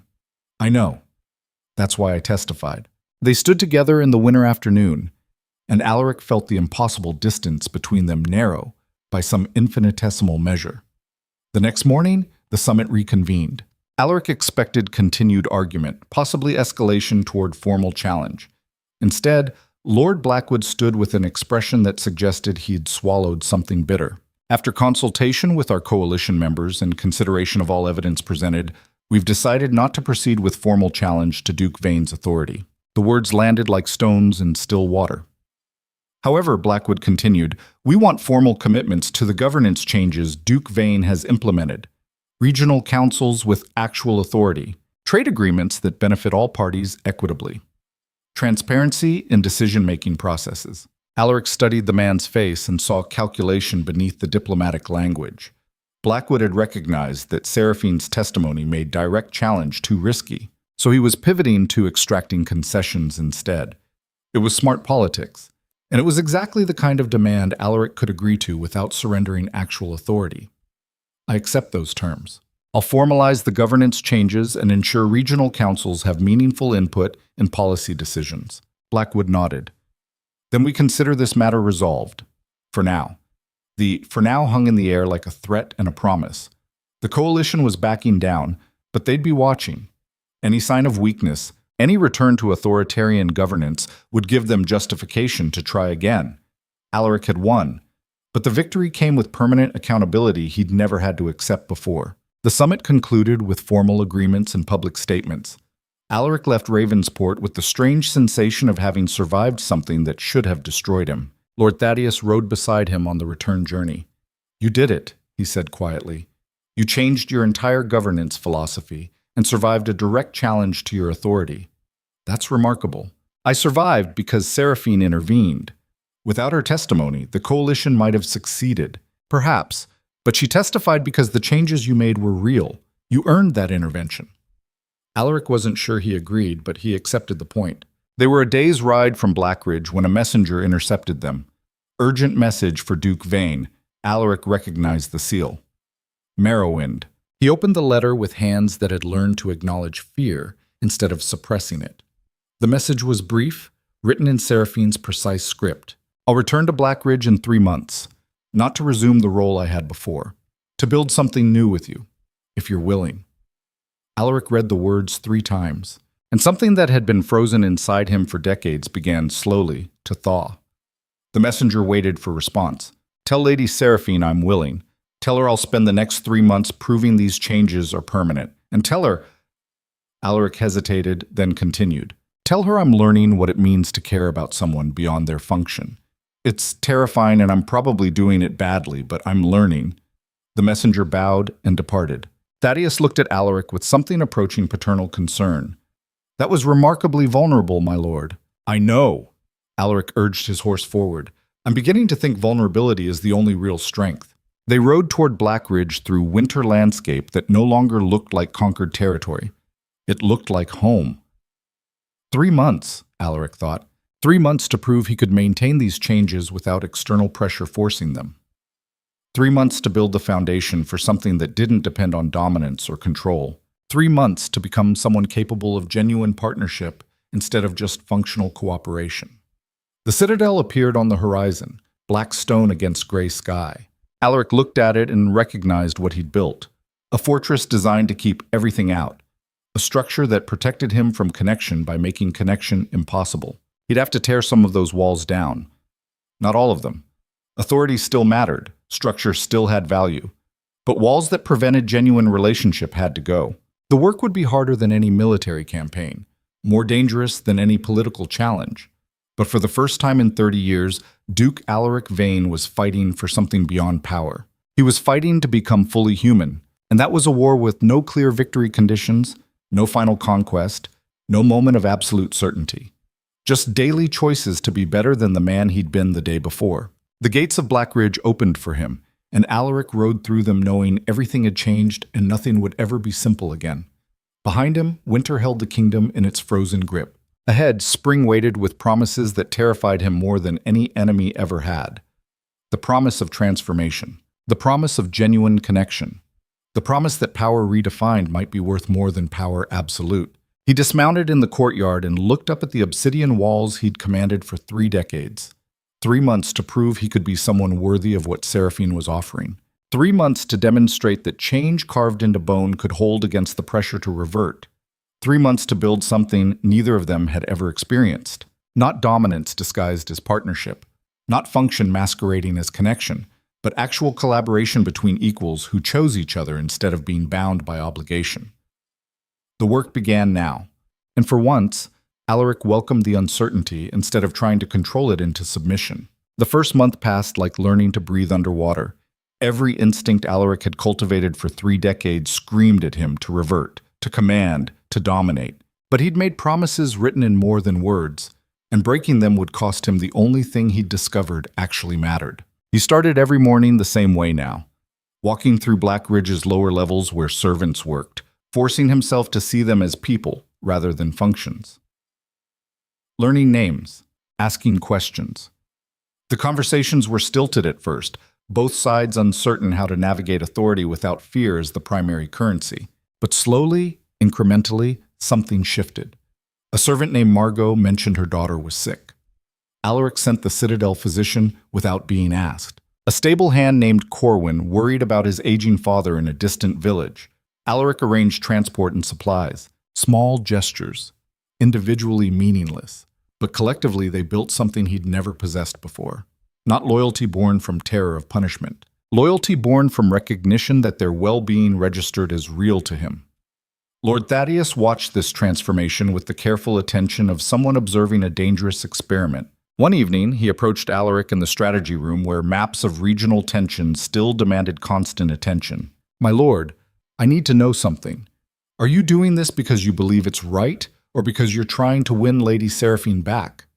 "Both. Is that wrong?" Thaddeus considered. "No. Just dangerous. If your motivation is external, the changes won't hold when circumstances shift.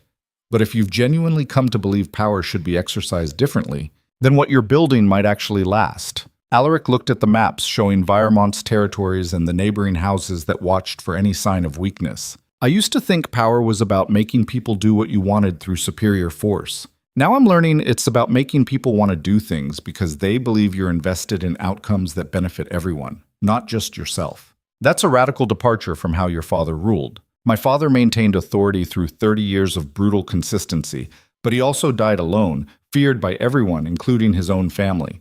I don't want that ending." The admission hung between them, and Thaddeus nodded slowly. "Then you're on the right path, even if it's harder than anything you've done before." 2 months in, the first real test arrived. A border dispute erupted between Viremont tenant farmers and settlements from House Dalmar territory. The old Alaric would have issued a ruling favoring his own people and enforced it with threat of military response if Dalmar objected. Instead, he traveled to the disputed region personally, sat with both sides, listened to grievances that went back 3 generations, discovered the conflict wasn't about the land itself, but about water rights that had never been properly codified. He spent a week negotiating a solution that gave both sides something they needed, while establishing clear boundaries for the future. The Viermont farmers were initially suspicious of any compromise. The Dalmar settlers expected to be crushed by ducal authority. Neither got what they expected. Both got something better, a resolution based on fairness rather than power. When Alaric returned to Blackridge, he found General Voss waiting with military reports that made his blood run cold. "My lord, we have intelligence that House Blackwood is mobilizing forces along our western border. Not an invasion force. Something smaller, targeted." Alaric studied the maps Voss laid out. "What's the target?" "That's the concerning part. It looks like they're positioning to strike at Marowind." The cold that settled into Alaric's chest had nothing to do with tactical assessment, and everything to do with the realization that Seraphine was now vulnerable because she'd defended him at the summit. How certain is this intelligence? Very. Multiple sources confirm movement. They're being subtle, but the pattern is clear. Blackwood is going to hit Marowind hard enough to prove you can't protect your own interests, let alone an entire kingdom. It was brilliant strategy. Attacking Alaric directly would trigger his overwhelming military response. But attacking Seraphine's independent territory put him in an impossible position. Defend her too aggressively, and he'd look like he was controlling her autonomy. Fail to defend her, and he'd look weak. Either way, Blackwood won the political game. Alaric looked at Voss. "How much time do we have?" "Days, maybe a week if we're lucky. Mobilize defensive forces. I want troops positioned to intercept any attack on Marowind within 6 hours of it beginning. My lord, if we commit forces to defend Lady Seraphine's territory without formal request from her, it undermines her independent authority. That's exactly what Blackwood wants you to do. Then I'll go to Marowind personally and coordinate defense with her directly. That way it's cooperative response, not masculine domination." Voss looked skeptical but nodded. "I'll prepare an escort." "No escort. I'm riding alone again. That's suicide if Blackwood has forces in the region. Then I'll die, proving I'm not the man who only acts through overwhelming force anymore." The words came out harder than Alaric intended, but they were true. Every cell in his body wanted to deploy maximum military power and crush Blackwood for daring to threaten what mattered to him. But that was the old response, the one that had driven Seraphine away in the first place.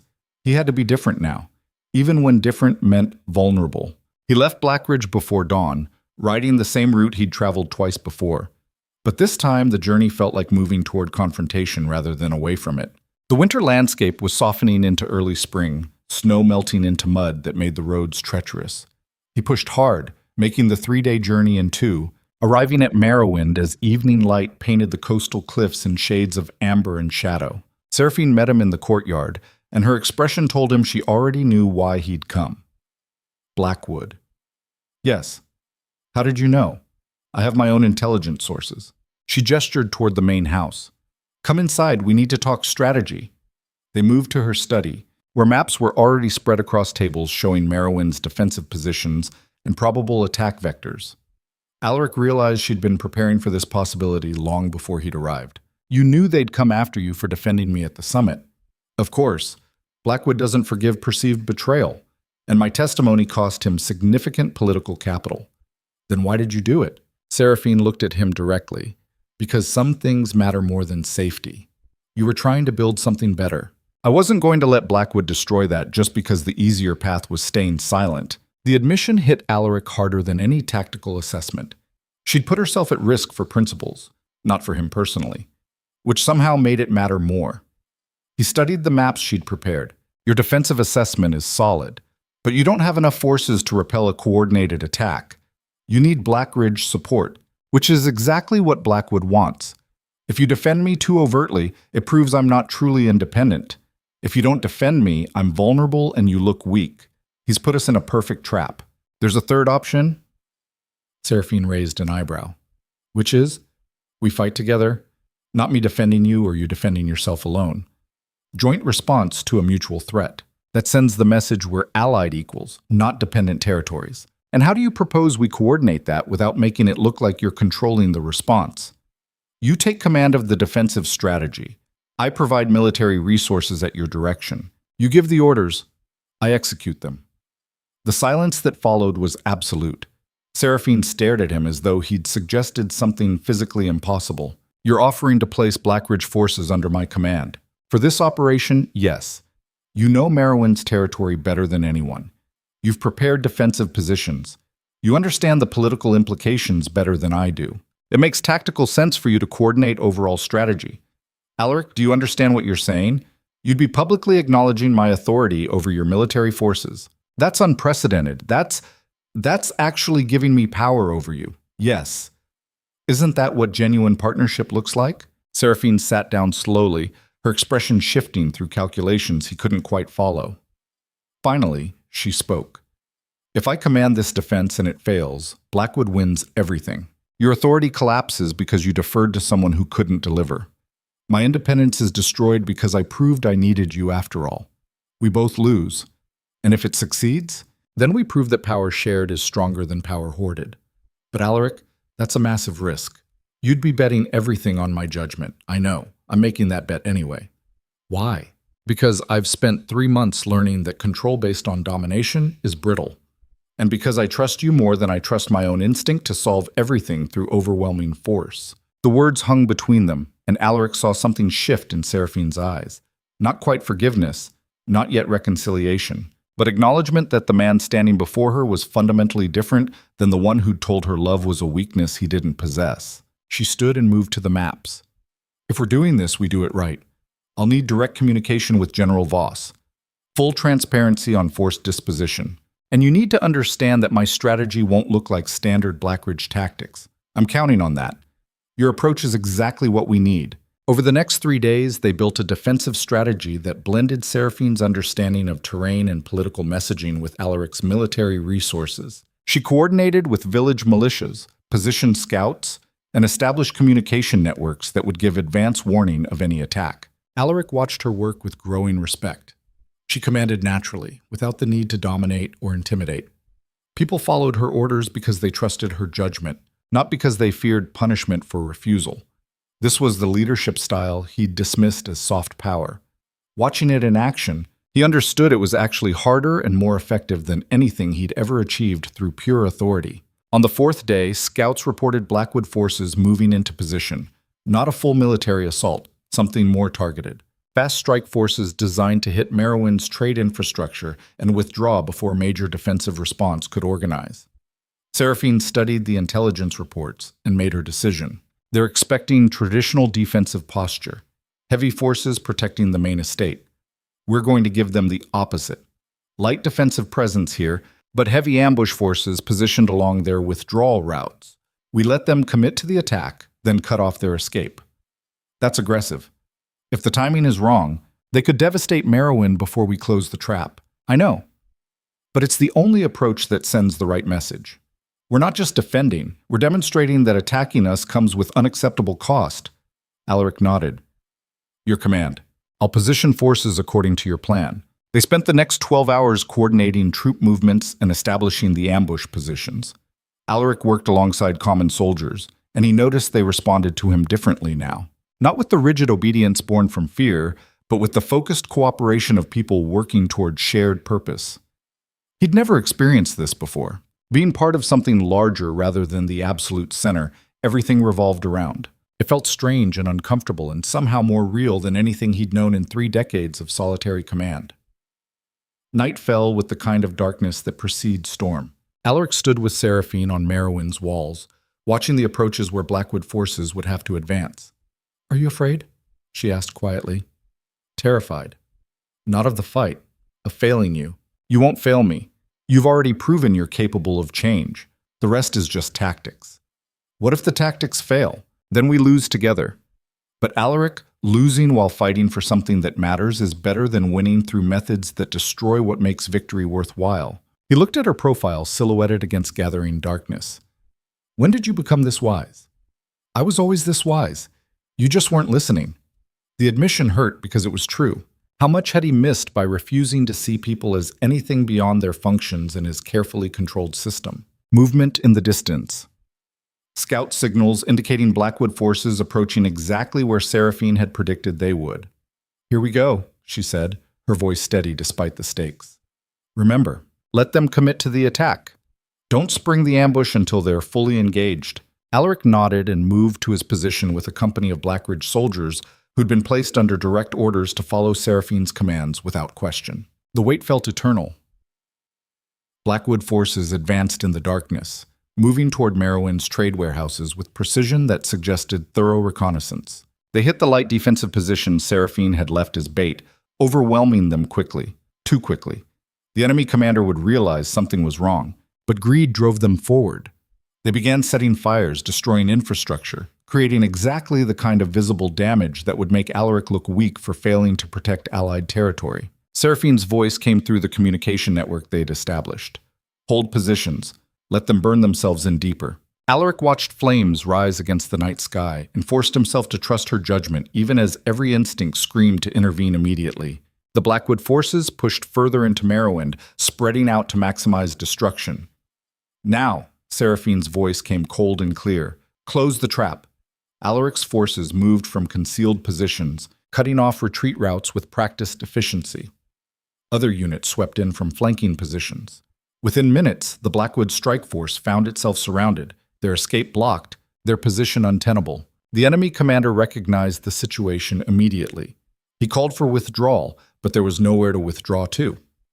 Seraphine had built the trap perfectly. Alaric approached the surrounded forces under flag of truce. The Blackwood commander, a man named Garrett he'd known from previous conflicts, looked at him with barely contained fury. "You set us up. You attacked Allied territory. Did you expect no response? Lord Blackwood will consider this an act of war." Lord Blackwood sent military forces across recognized borders to commit arson and sabotage. If he wants to call that war, I'm ready to have that conversation. But I suspect he'd rather avoid explaining to his allies why he provoked conflict with Viermont while supposedly pursuing political reform. Garrett's expression shifted as he realized the political trap was as complete as the military one. Blackwood had overreached, and now faced consequences that would damage his coalition support if he escalated. "What are your terms?" Alaric glanced toward the walls where Seraphine watched the confrontation. Then he did something that would have been unthinkable 3 months ago. "The terms aren't mine to set. You attacked Lady Seraphine's territory. She'll dictate the resolution." Garrett looked confused. "You're deferring to her?" "I'm recognizing her authority over her own domain, as I should have from the beginning." Seraphine descended from the walls and approached the surrounded forces with calm authority. She looked at Garrett without anger or triumph. "Your forces will stand down and surrender all weapons. You'll remain as detained guests until we negotiate formal resolution with House Blackwood. Any wounded will receive medical treatment. Any who cooperate will be treated with dignity. Understood?" Garrett stared at her, then slowly nodded. "Understood." The Blackwood forces surrendered without further resistance. They'd expected brutal retaliation from Duke Veyne. Instead, they got measured response from a woman who commanded through clarity rather than cruelty. Over the next few hours, they processed the detained forces and began damage assessment. The fires had destroyed some infrastructure, but nothing irreplaceable, and the political victory was absolute. Blackwood had gambled and lost spectacularly. Alaric found Seraphine in her study near dawn, reviewing casualty reports and coordinating repair efforts despite obvious exhaustion. "You should rest. So should you." She didn't look up from the documents. "But there's work to do first. The defense was brilliant, better than anything I would have planned." Now she looked at him. "You would have crushed them. Overwhelming force, decisive victory, public example that deterred future challenges. Your approach would have worked tactically. But it would have reinforced exactly the narrative Blackwood wanted, that you solve everything through domination. My approach proved we can be strong without being brutal. That matters more than the tactical victory." Alaric sat down across from her. "I'm starting to understand why you left. I was solving every problem the same way. Command, control, dominate. It worked, but it built a kingdom held together by fear. You showed me that actual strength requires the courage to be vulnerable sometimes. You weren't ready to hear that 3 months ago. No. I had to lose everything first. Had to face the possibility that control was an illusion I'd been maintaining through sheer force of will. Had to learn that the only real power is the kind people give you freely because they trust your judgment.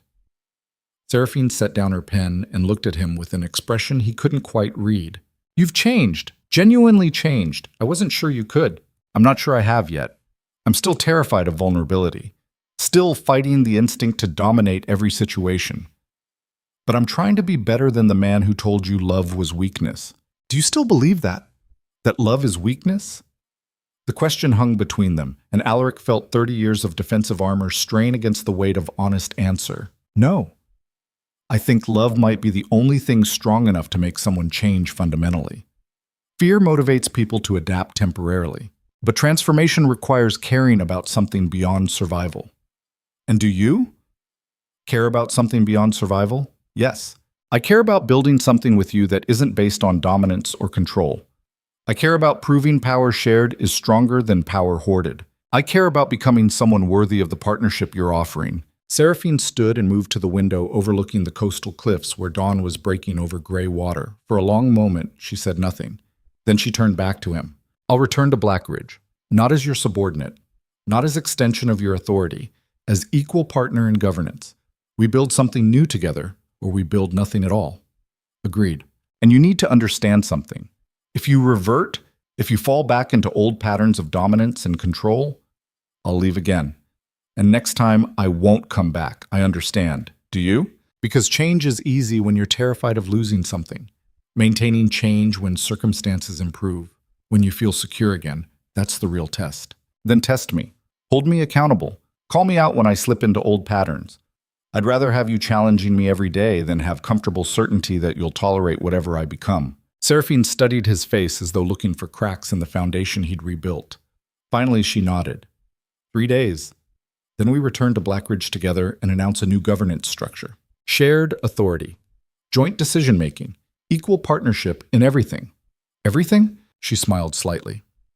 One step at a time, Alaric. We're rebuilding a kingdom and a relationship. Both require patience. The 3 days passed in coordinating Marowind's recovery and preparing formal response to House Blackwood's aggression.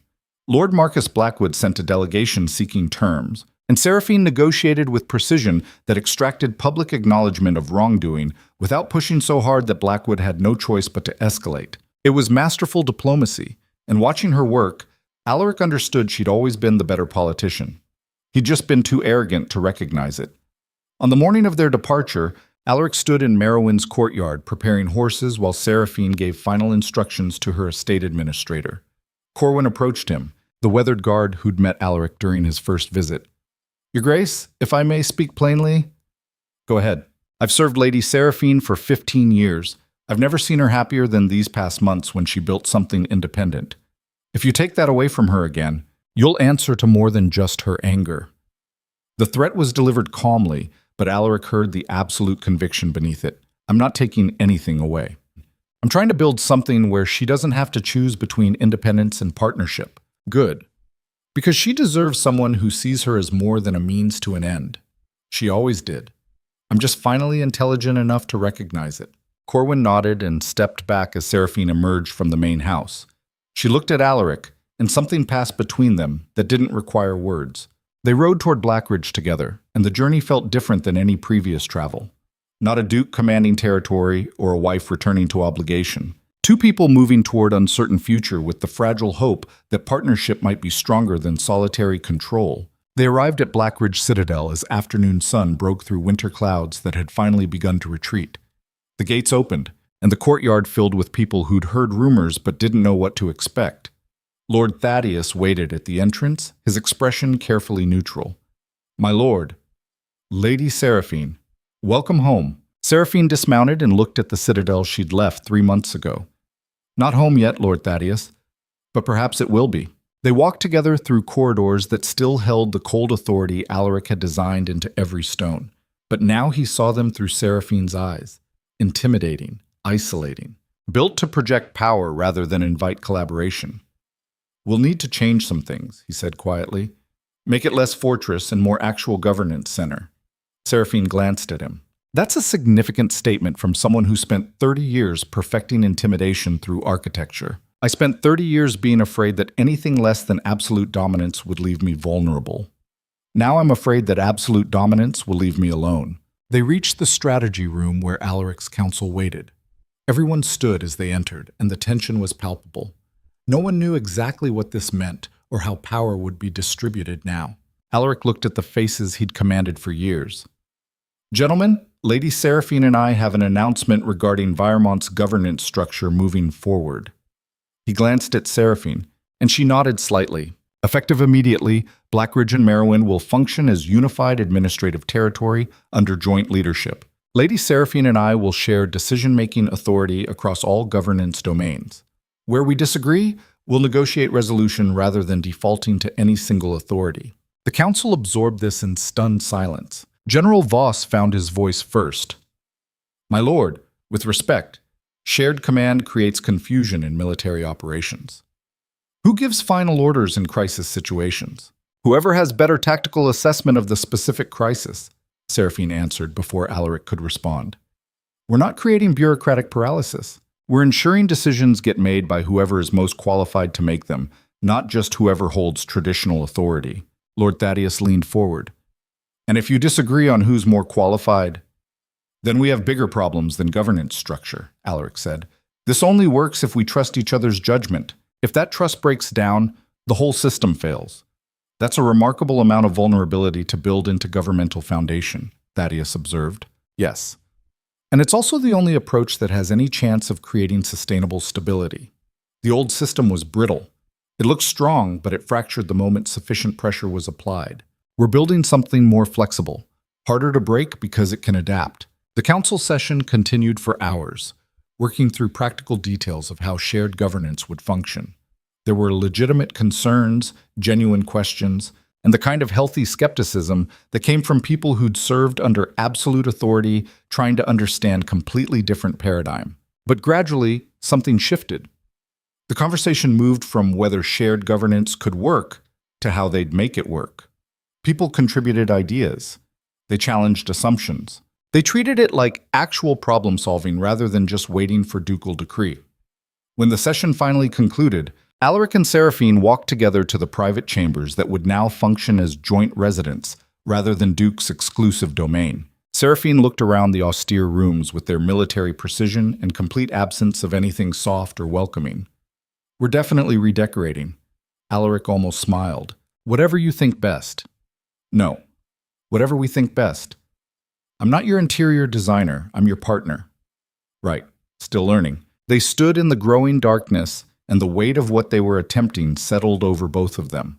Rebuilding a kingdom, reconstructing a relationship, creating something neither had experienced before. Do you think we can actually do this? Seraphine asked quietly. Build something that lasts? I don't know. But I know trying and failing is better than maintaining the hollow certainty I had before. Outside, night fell over Viremont. In the courtyard below, guards changed shifts with practiced efficiency.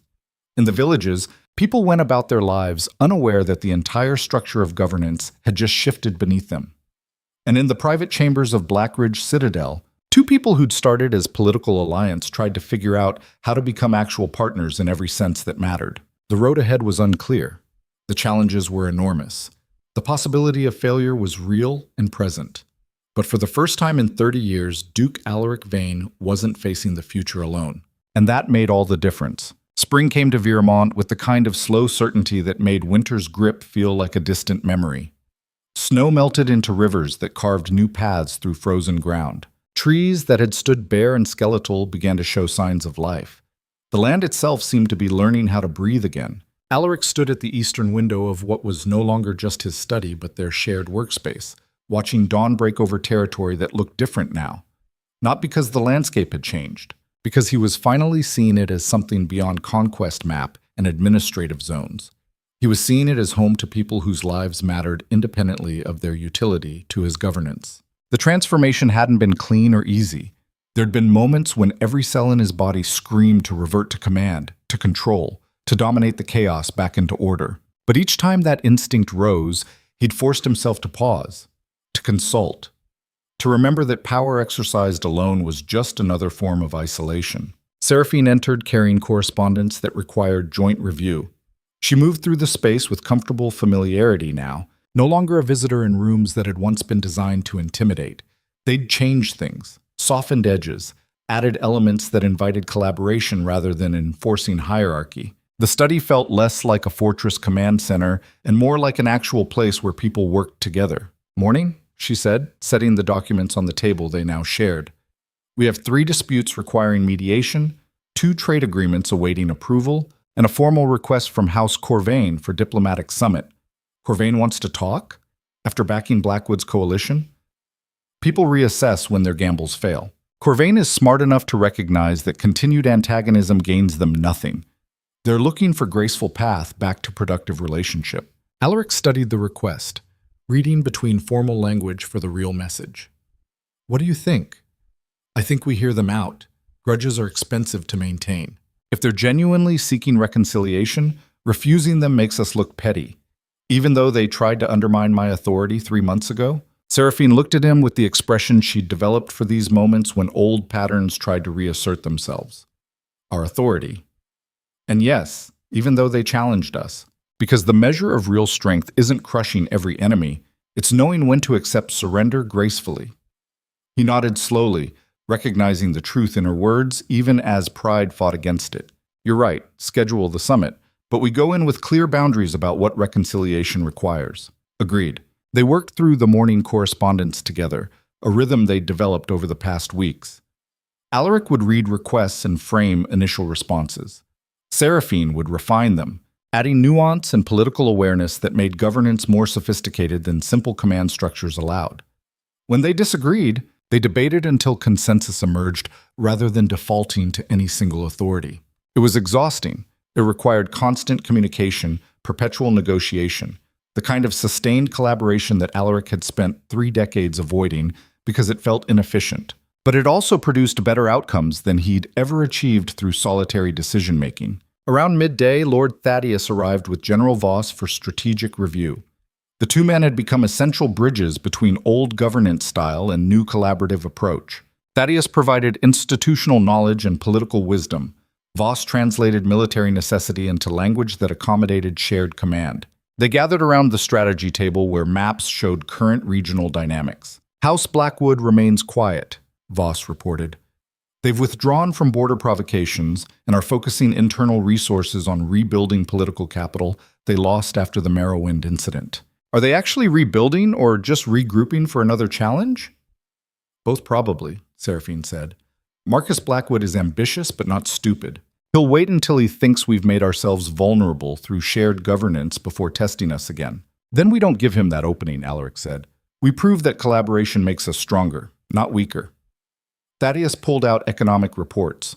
The numbers support that argument. Trade revenue is up 15% since you implemented joint governance. Tenant compliance with tax obligations is at highest level in a decade. Crime rates in major settlements have dropped significantly. "Because people trust the system more when they see fairness instead of just force," Seraphine observed. "They're choosing cooperation because they believe their well-being actually matters to us." Alaric studied the reports, seeing evidence that contradicted everything his father had taught him about power. The old Duke Veyne had ruled through fear and absolute authority. It had worked, in the sense that people obeyed, but it had also created brittle stability that required constant enforcement. This new approach was slower, more complicated, required significantly more effort, but the stability it generated felt different, more sustainable, based on genuine social contract rather than simple domination. "What about military readiness?" Alaric asked Voss. "Are the troops adapting to shared command structure?" "Better than expected." There was initial confusion when orders started coming through joint authority rather than pure chain of command, but they're adjusting. "And honestly, my lord, morale is higher. Soldiers respond well when they see leadership that actually collaborates instead of just issuing decrees. Even soldiers prefer partnership over dictatorship," Seraphine said with slight smile. "Who would have thought?" The session continued through afternoon, working through various governance challenges that required balanced approach. Each decision was harder than simple command would have been. Each choice required more consideration, more input, more willingness to admit uncertainty. But Alaric was learning that difficulty wasn't the same as weakness. Sometimes the hardest path was the one that built something lasting. Evening found him in the lower levels of Blackridge, something he now did regularly, walking among servants and guards who'd once feared his presence, learning to be seen as person rather than just authority figure. He encountered Margot, the servant whose daughter had been sick months ago. The girl was with her now, maybe 8 years old, helping her mother carry linens. "My lord," Margot said, clearly still uncertain how to address him in casual context. The child hid behind her mother's skirts. Alaric crouched down to the girl's eye level, a gesture that would have been unthinkable before. "What's your name?" The child peered at him with wide eyes. "Elena." "That's a good name. Your mother tells me you've been helping with chores." Elena nodded shyly. "That's important work. Keeping the Citadel running requires everyone contributing. Thank you for your help." The girl's face lit up with surprise that someone like Duke Veyne would thank someone like her. It was a small moment, meaningless in the grand schemes of power and governance. But watching the child's expression shift from fear to cautious pride, Alaric understood these small moments were actually the foundation everything else stood on. People didn't follow leaders just because they commanded obedience. They followed leaders who made them feel seen, valued, treated as though their existence mattered. He'd spent 3 decades missing that fundamental truth. Later that night, he and Seraphine shared dinner in private chambers that no longer felt like solitary confinement. They'd brought warmth into rooms designed for cold authority. Books that weren't just tactical manuals. Art that served no strategic purpose. Small human touches that acknowledged they were people, not just governance machines. "You're getting better at this," Seraphine observed, watching him over her wine glass. The interaction with Elena was natural, not performed. "I'm trying." Still feels strange sometimes, like wearing clothes that don't quite fit yet. That's because you're learning to inhabit a version of yourself you never developed. The version that allows connection instead of just control. Alaric set down his fork, looking at her directly. "Can I ask you something?" "Of course. When you left, did you think I was capable of this kind of change? Or did you leave expecting I'd stay exactly the same?" Seraphine considered the question with the thoughtfulness she brought to everything. "Honestly, I didn't know. I left because staying was destroying who I was. Whether you changed or not was secondary to my need to rebuild myself separately from your system. But you came back. I came back because you proved change was possible, and because I decided building something together was worth the risk of you reverting. Do you still worry about that?" "Me? Reverting? Every day." She said it without accusation, just honest acknowledgement. Change carved this deep doesn't happen overnight. Your fighting instincts built over 30 years. Sometimes you'll lose that fight. The question is whether you get back up and keep trying afterward. And if I fail too often, then I leave again. But Alaric, I'm not waiting for you to fail. I'm invested in you succeeding. That's what partnership means. We're both responsible for building something that works. The conversation shifted to other topics, but her words stayed with him. She wasn't just tolerating his transformation. She was actively participating in it, holding him accountable while also supporting the difficult work of becoming someone different. That was the kind of partnership he'd never understood before. Not just division of labor, actual collaboration, where both people were equally invested in outcomes and equally responsible for the process. Over the following weeks, they implemented deeper reforms to Viermont's governance. Regional councils were established with genuine authority to make local decisions. Trade agreements were restructured to benefit all parties more equitably. Criminal justice procedures were revised to include mediation and restorative practices alongside traditional punishment. Each change faced resistance from those who preferred old certainties. Each reform required patience, explanation, and willingness to adjust approaches when initial attempts failed. But gradually, something shifted across the territory. People started engaging with governance rather than just enduring it. They brought concerns before they became crises. They contributed ideas for solving problems. They treated authority as something they participated in rather than something imposed upon them. The transformation wasn't universal. There were still those who tested boundaries, who interpreted collaboration as weakness, who needed reminders that authority still existed even when exercised differently. But the overall trend was unmistakable. Viermont was becoming something it had never been before. Not just an ordered territory held together by overwhelming force, an actual community where people chose cooperation because it served their genuine interests. 2 months after Seraphine's return, House Corvain sent their delegation for the requested summit. Lord Adrian Corvain arrived with formal entourage, his expression carefully neutral. They met in Blackridge's diplomacy hall, which had been redesigned to feature circular table rather than elevated ducal throne. Another signal that conversations happen between relative equals rather than through hierarchical power structure. Duke Veyne. Lady Seraphine. Adrian inclined his head respectfully. Thank you for receiving us. Lord Corvain, Alaric replied, we're interested in hearing what brings you to Blackridge. Adrian glanced between them, clearly noting the shift in power dynamics. Reconciliation. An honest acknowledgement that House Corvain chose poorly in supporting Lord Blackwood's coalition. Why the change of heart? Seraphine asked directly. You were convinced 3 months ago that Alaric's governance had become unstable. I was wrong. Adrian said it flatly, without defensive hedging. I interpreted adaptation as weakness. I saw collaboration as loss of control. I failed to recognize that what you were building was actually stronger than what existed before. And what changed your assessment? Results. Corvain's lands border Viermont. I've watched your reforms produce measurable improvements. Economic growth, social stability, reduced conflict. Meanwhile, Blackwood's territory remains stagnant because he's still governing through pure domination. The contrast is undeniable. Alaric studied the man's face, looking for deception or strategic maneuvering, but Adrian's expression suggested genuine reassessment rather than political calculation. What does reconciliation look like from your perspective?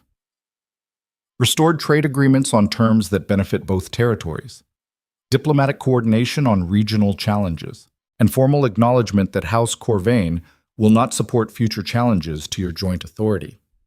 Those are significant concessions from someone who thought we were weak 3 months ago, Seraphine observed. Because I've learned that strength isn't what I thought it was. Adrian leaned forward slightly. My father ruled Corvain through absolute authority. I inherited that approach. But watching your transformation, Duke Veyne, I'm realizing there might be better methods. I'm here partly to reconcile and partly to learn. The admission was unexpected. Alaric glanced at Seraphine, who gave slight nod indicating she believed Adrian's sincerity. We can work with that, Alaric said. But reconciliation requires more than just words. We'll need demonstrated commitment over time.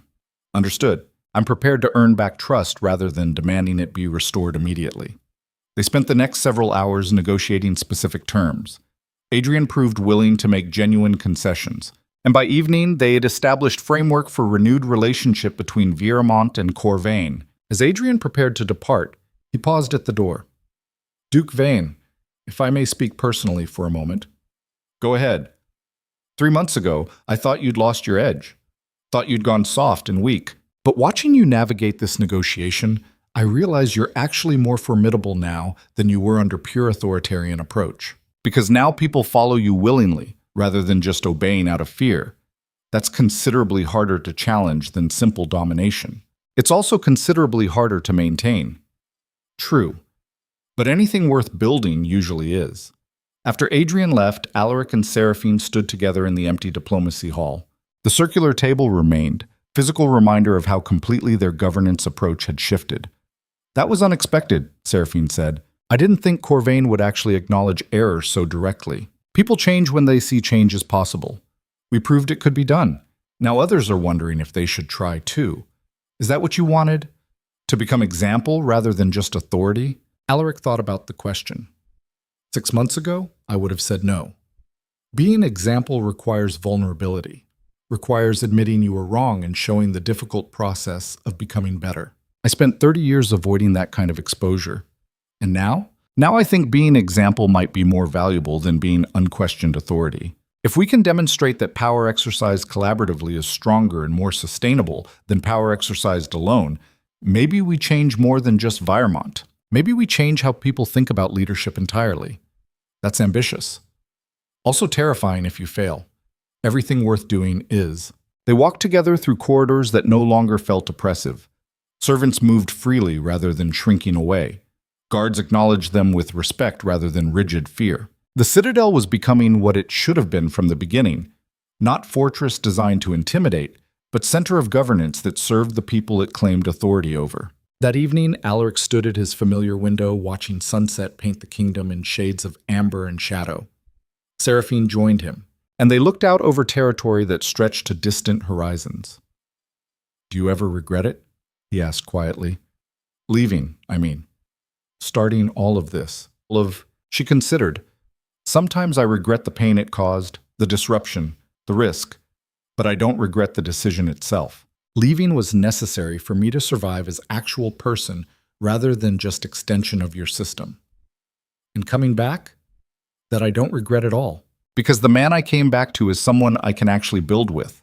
Someone who sees me as partner rather than function to be optimized."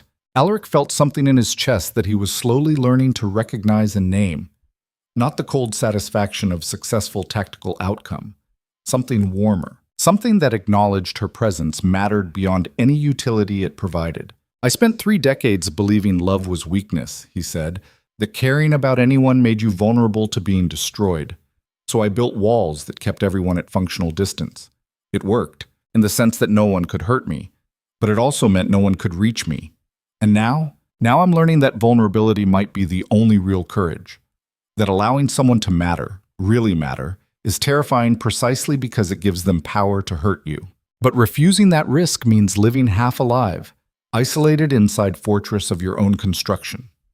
Seraphine moved closer. "Are you saying you love me, Alaric? Because if so, I'd like you to say it directly rather than through philosophical musing." He turned to face her fully, and for once didn't retreat behind defensive rhetoric or careful control. "Yes, I love you. Not because you're useful, or because you stabilize my governance, or because partnership with you serves strategic objectives. I love you because your existence matters to me independent of any function you serve. Because losing you again would destroy me in ways that have nothing to do with politics or power." The words felt strange in his mouth, admissions he'd spent 3 decades refusing to make. But speaking them created clarity he'd never experienced before. Not the cold certainty of absolute control. The warm complexity of genuine connection.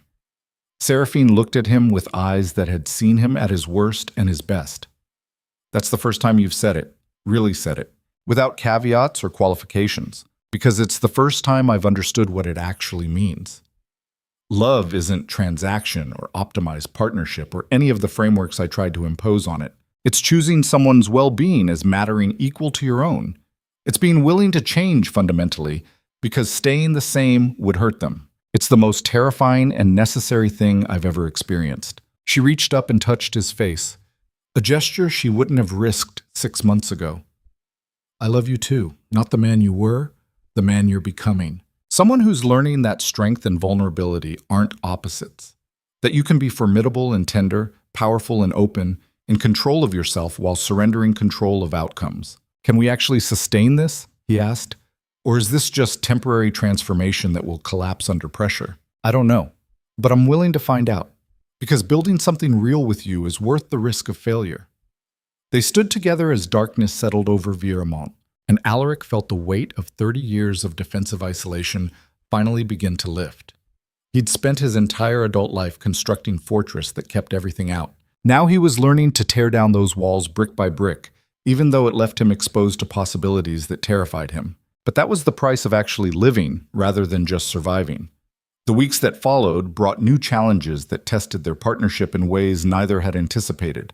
Economic pressures, military provocations from minor houses testing boundaries, internal disputes that required careful mediation. Each challenge they navigated together, bringing different perspectives and complementary strengths. Alaric provided strategic framework and decisive action when necessary. Seraphine provided nuanced understanding of human dynamics and diplomatic sophistication. They disagreed frequently, sometimes heatedly, but they'd established pattern of working through disagreement rather than defaulting to any single authority. Arguments became collaborative problem-solving rather than power struggles. One evening, after particularly contentious debate about resource allocation, they stood in their shared study, breathing hard from the intensity of disagreement. "You're infuriating," Alaric said, but without real anger. "You refuse to acknowledge when military necessity requires prioritization over social programs. And you still default to force a solution when patient negotiation would work better," Seraphine countered. "You've come far, but you still think in terms of control rather than cooperation. So we're both impossible?" "Completely. But we're impossible together, which somehow makes it work. They looked at each other and simultaneously started laughing. Not polite amusement, real laughter at the absurdity of two people so fundamentally different trying to govern complex territory through collaboration. But the laughter held genuine affection beneath it, recognition that their differences made them stronger rather than weaker when channeled properly. "How did we get here?" Alaric asked when the laughter subsided. 6 months ago, I was convinced partnership was inefficiency. Now I can't imagine governing any other way. You almost lost everything. Sometimes that's what it takes to recognize what actually matters. Did you know it would work out this way when you left? No. I knew something had to change or I'd destroy myself adapting to your system. But I had no certainty you'd be capable of transformation. I just had to trust that surviving required leaving, regardless of outcome. The admission hit Alaric with renewed force. She'd walked away not knowing if he'd change, not even certain she'd want him to. She'd chosen her own survival over any possibility of their relationship continuing. That was courage of a type he was only beginning to understand. "I'm sorry," he said quietly, "for making you choose between yourself and staying, for building a system that required you to sacrifice your identity to function within it, for telling you love didn't exist within me when really I was just too terrified to acknowledge what I felt." Seraphine moved closer. "I know, and I'm learning to forgive. Not forget, but forgive. Because the man who hurt me is being replaced by someone better. Someone brave enough to be vulnerable. Do you think we'll make it? Long term? I think we have as good a chance as anyone who's willing to keep choosing each other every day despite difficulty. That's all partnership is. Series of daily choices to stay and work rather than retreat and isolate. They held each other in the growing darkness, and Alaric felt something settle inside him. Not certainty. He'd learned certainty was illusion maintained through force, but something better. Commitment to process rather than fixation on outcome. Months became seasons. Summer arrived with warmth that penetrated even Blackridge's stone walls. The territory bloomed, and with it came evidence that their governance reforms were producing sustainable results. Trade flourished, crime dropped, disputes resolved before escalating, people engaged with authority as partners rather than subjects. Vermont was becoming what Alaric had once thought impossible. Territory held together by genuine social contract rather than simple fear of punishment. House Blackwood remained quiet, and reports suggested Marcus was actually implementing similar reforms. Watching Vermont thrive had convinced him that collaboration might be strategic necessity rather than weakness. Other houses followed.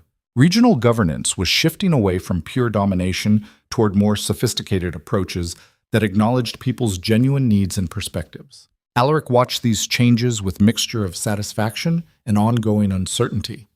They'd started something that extended beyond their own territory. But whether it would survive long-term pressures remained unknown. One autumn evening, he and Seraphine stood on Blackridge's walls, watching sunset paint the world in gold and crimson. They'd been governing together for 8 months now, and the partnership had evolved beyond anything Alaric had imagined possible. "What are you thinking?" Seraphine asked, noticing his thoughtful silence. "That I spent 30 years building wrong kind of legacy. I wanted to be remembered as Duke, who made Vermont unassailable through absolute authority. Now I'm hoping to be remembered as the one who figured out there were better ways to exercise power. You will be. But Alaric, you need to understand something. Legacy isn't about being perfect. It's about being willing to learn and change. You'll make mistakes. You'll revert to old patterns sometimes. What matters is whether you recognize those moments and correct course. That's exhausting. Constant vigilance against your own worst instincts. Yes, but it's also the only way to actually grow rather than just surviving." Alaric looked at her profile against setting sun and felt a wave of emotion he no longer tried to suppress or analyze, just accepted as real and important. "Thank you," he said simply. "For what?" "For refusing to let me stay the man I was. For walking away when staying would have destroyed you. For coming back when I'd proven change was possible. For being patient while I learned how to be partner rather than just authority. For everything." Seraphine turned to him with expression that held complexity beyond simple happiness. "We saved each other. You gave me space to become independent. I gave you reason to become vulnerable. That's what actual love does. It transforms both people into better versions of themselves." "Is this what happiness feels like?" he asked. "Because I'm not sure I've experienced it before. Probably. Though happiness isn't constant state. It's moments like this punctuated by difficulty and challenge. But the moments matter enough to make difficulty worthwhile. They stood together, watching light fade from the sky, and Alaric understood he'd finally found what 30 years of absolute power had never provided. Not certainty or control or unassailable authority, just genuine connection with someone who saw him completely and chose him anyway. Winter returned to Vieremont, but it felt different than previous winters. Not oppressive isolation, natural cycle that would give way to spring again. In the strategy room, Alaric and Seraphine reviewed year-end reports showing Vieremont's continued improvement across every meaningful metric. They'd built something that worked, something sustainable, something that could survive beyond their individual leadership. Lord Thaddeus entered with final correspondence requiring attention before year's end. The old counselor had watched Alaric's entire transformation with careful observation. My lord, my lady, last items for approval. They reviewed together, a process so natural now it required no conscious coordination. When they finished, Thaddeus lingered. If I may speak personally, of course, Alaric said, I've served Vieremont for over 40 years. I watched your father rule with iron certainty. I watched you inherit that approach and perfect it. But this past year, watching you transform from solitary authority to collaborative leadership, I've seen something I never expected. Real wisdom developing from genuine humility. That's generous assessment for someone who spent 3 decades being arrogant tyrant. You were never tyrant, Thaddeus said firmly. You were someone doing best you knew how with tools you'd been given. When you learned better approaches existed, you had courage to change. That's extraordinary, not shameful. After Thaddeus left, Seraphine looked at Alaric with knowing expression. You're still surprised when people acknowledge your growth positively, because I'm still processing that change is possible at all. I spent so long believing people were fixed, that you either had capacity for things like love and vulnerability, or you didn't. Learning. I was wrong about that fundamental assumption is ongoing work. That's why the transformation is real. If it came easily, it wouldn't mean anything. They finished their work as midnight approached, marking transition to New Year. Standing together at the window, they'd both stood at countless times individually. They watched stars emerge in cold winter sky. What do you want for this coming year? Seraphine asked. To keep learning, to keep changing, to become a better version of myself every day even when it's difficult, and to build something with you that lasts beyond us both. That's ambitious. Everything worth doing is. She smiled and took his hand. Then let's do it, together. And there, in the heart of Blackridge Citadel, that had once been fortress of isolation, 2 people who'd learned to tear down walls and build bridges stood together facing uncertain future with something stronger than certainty. They had commitment, they had partnership, they had love hard-won through failure and rebuilt through painful transformation. Power remained. The obsidian walls still stood, authority still existed, but it no longer defined them. They'd learned what 30 years of absolute control could never teach. That real strength wasn't in dominating everything around you. It was in allowing yourself to be vulnerable enough to connect genuinely with someone who mattered. That surrender of control was the hardest battle Alaric had ever fought, and winning it meant losing everything he'd thought made him strong, only to discover that what remained was worth more than everything he'd given up. The kingdom endured, reformed, rebuilt on foundation of collaboration rather than domination. And in private chambers of Blackridge Citadel, 2 people proved every day that partnership chosen freely was stronger than authority enforced absolutely. The story that began with a man who believed love was weakness ended with him understanding it was the only thing strong enough to make someone fundamentally change. And that transformation, painful and incomplete and ongoing, was the greatest conquest Duke Alaric Veyne would ever achieve. Not of territory or enemies or political rivals, but of himself.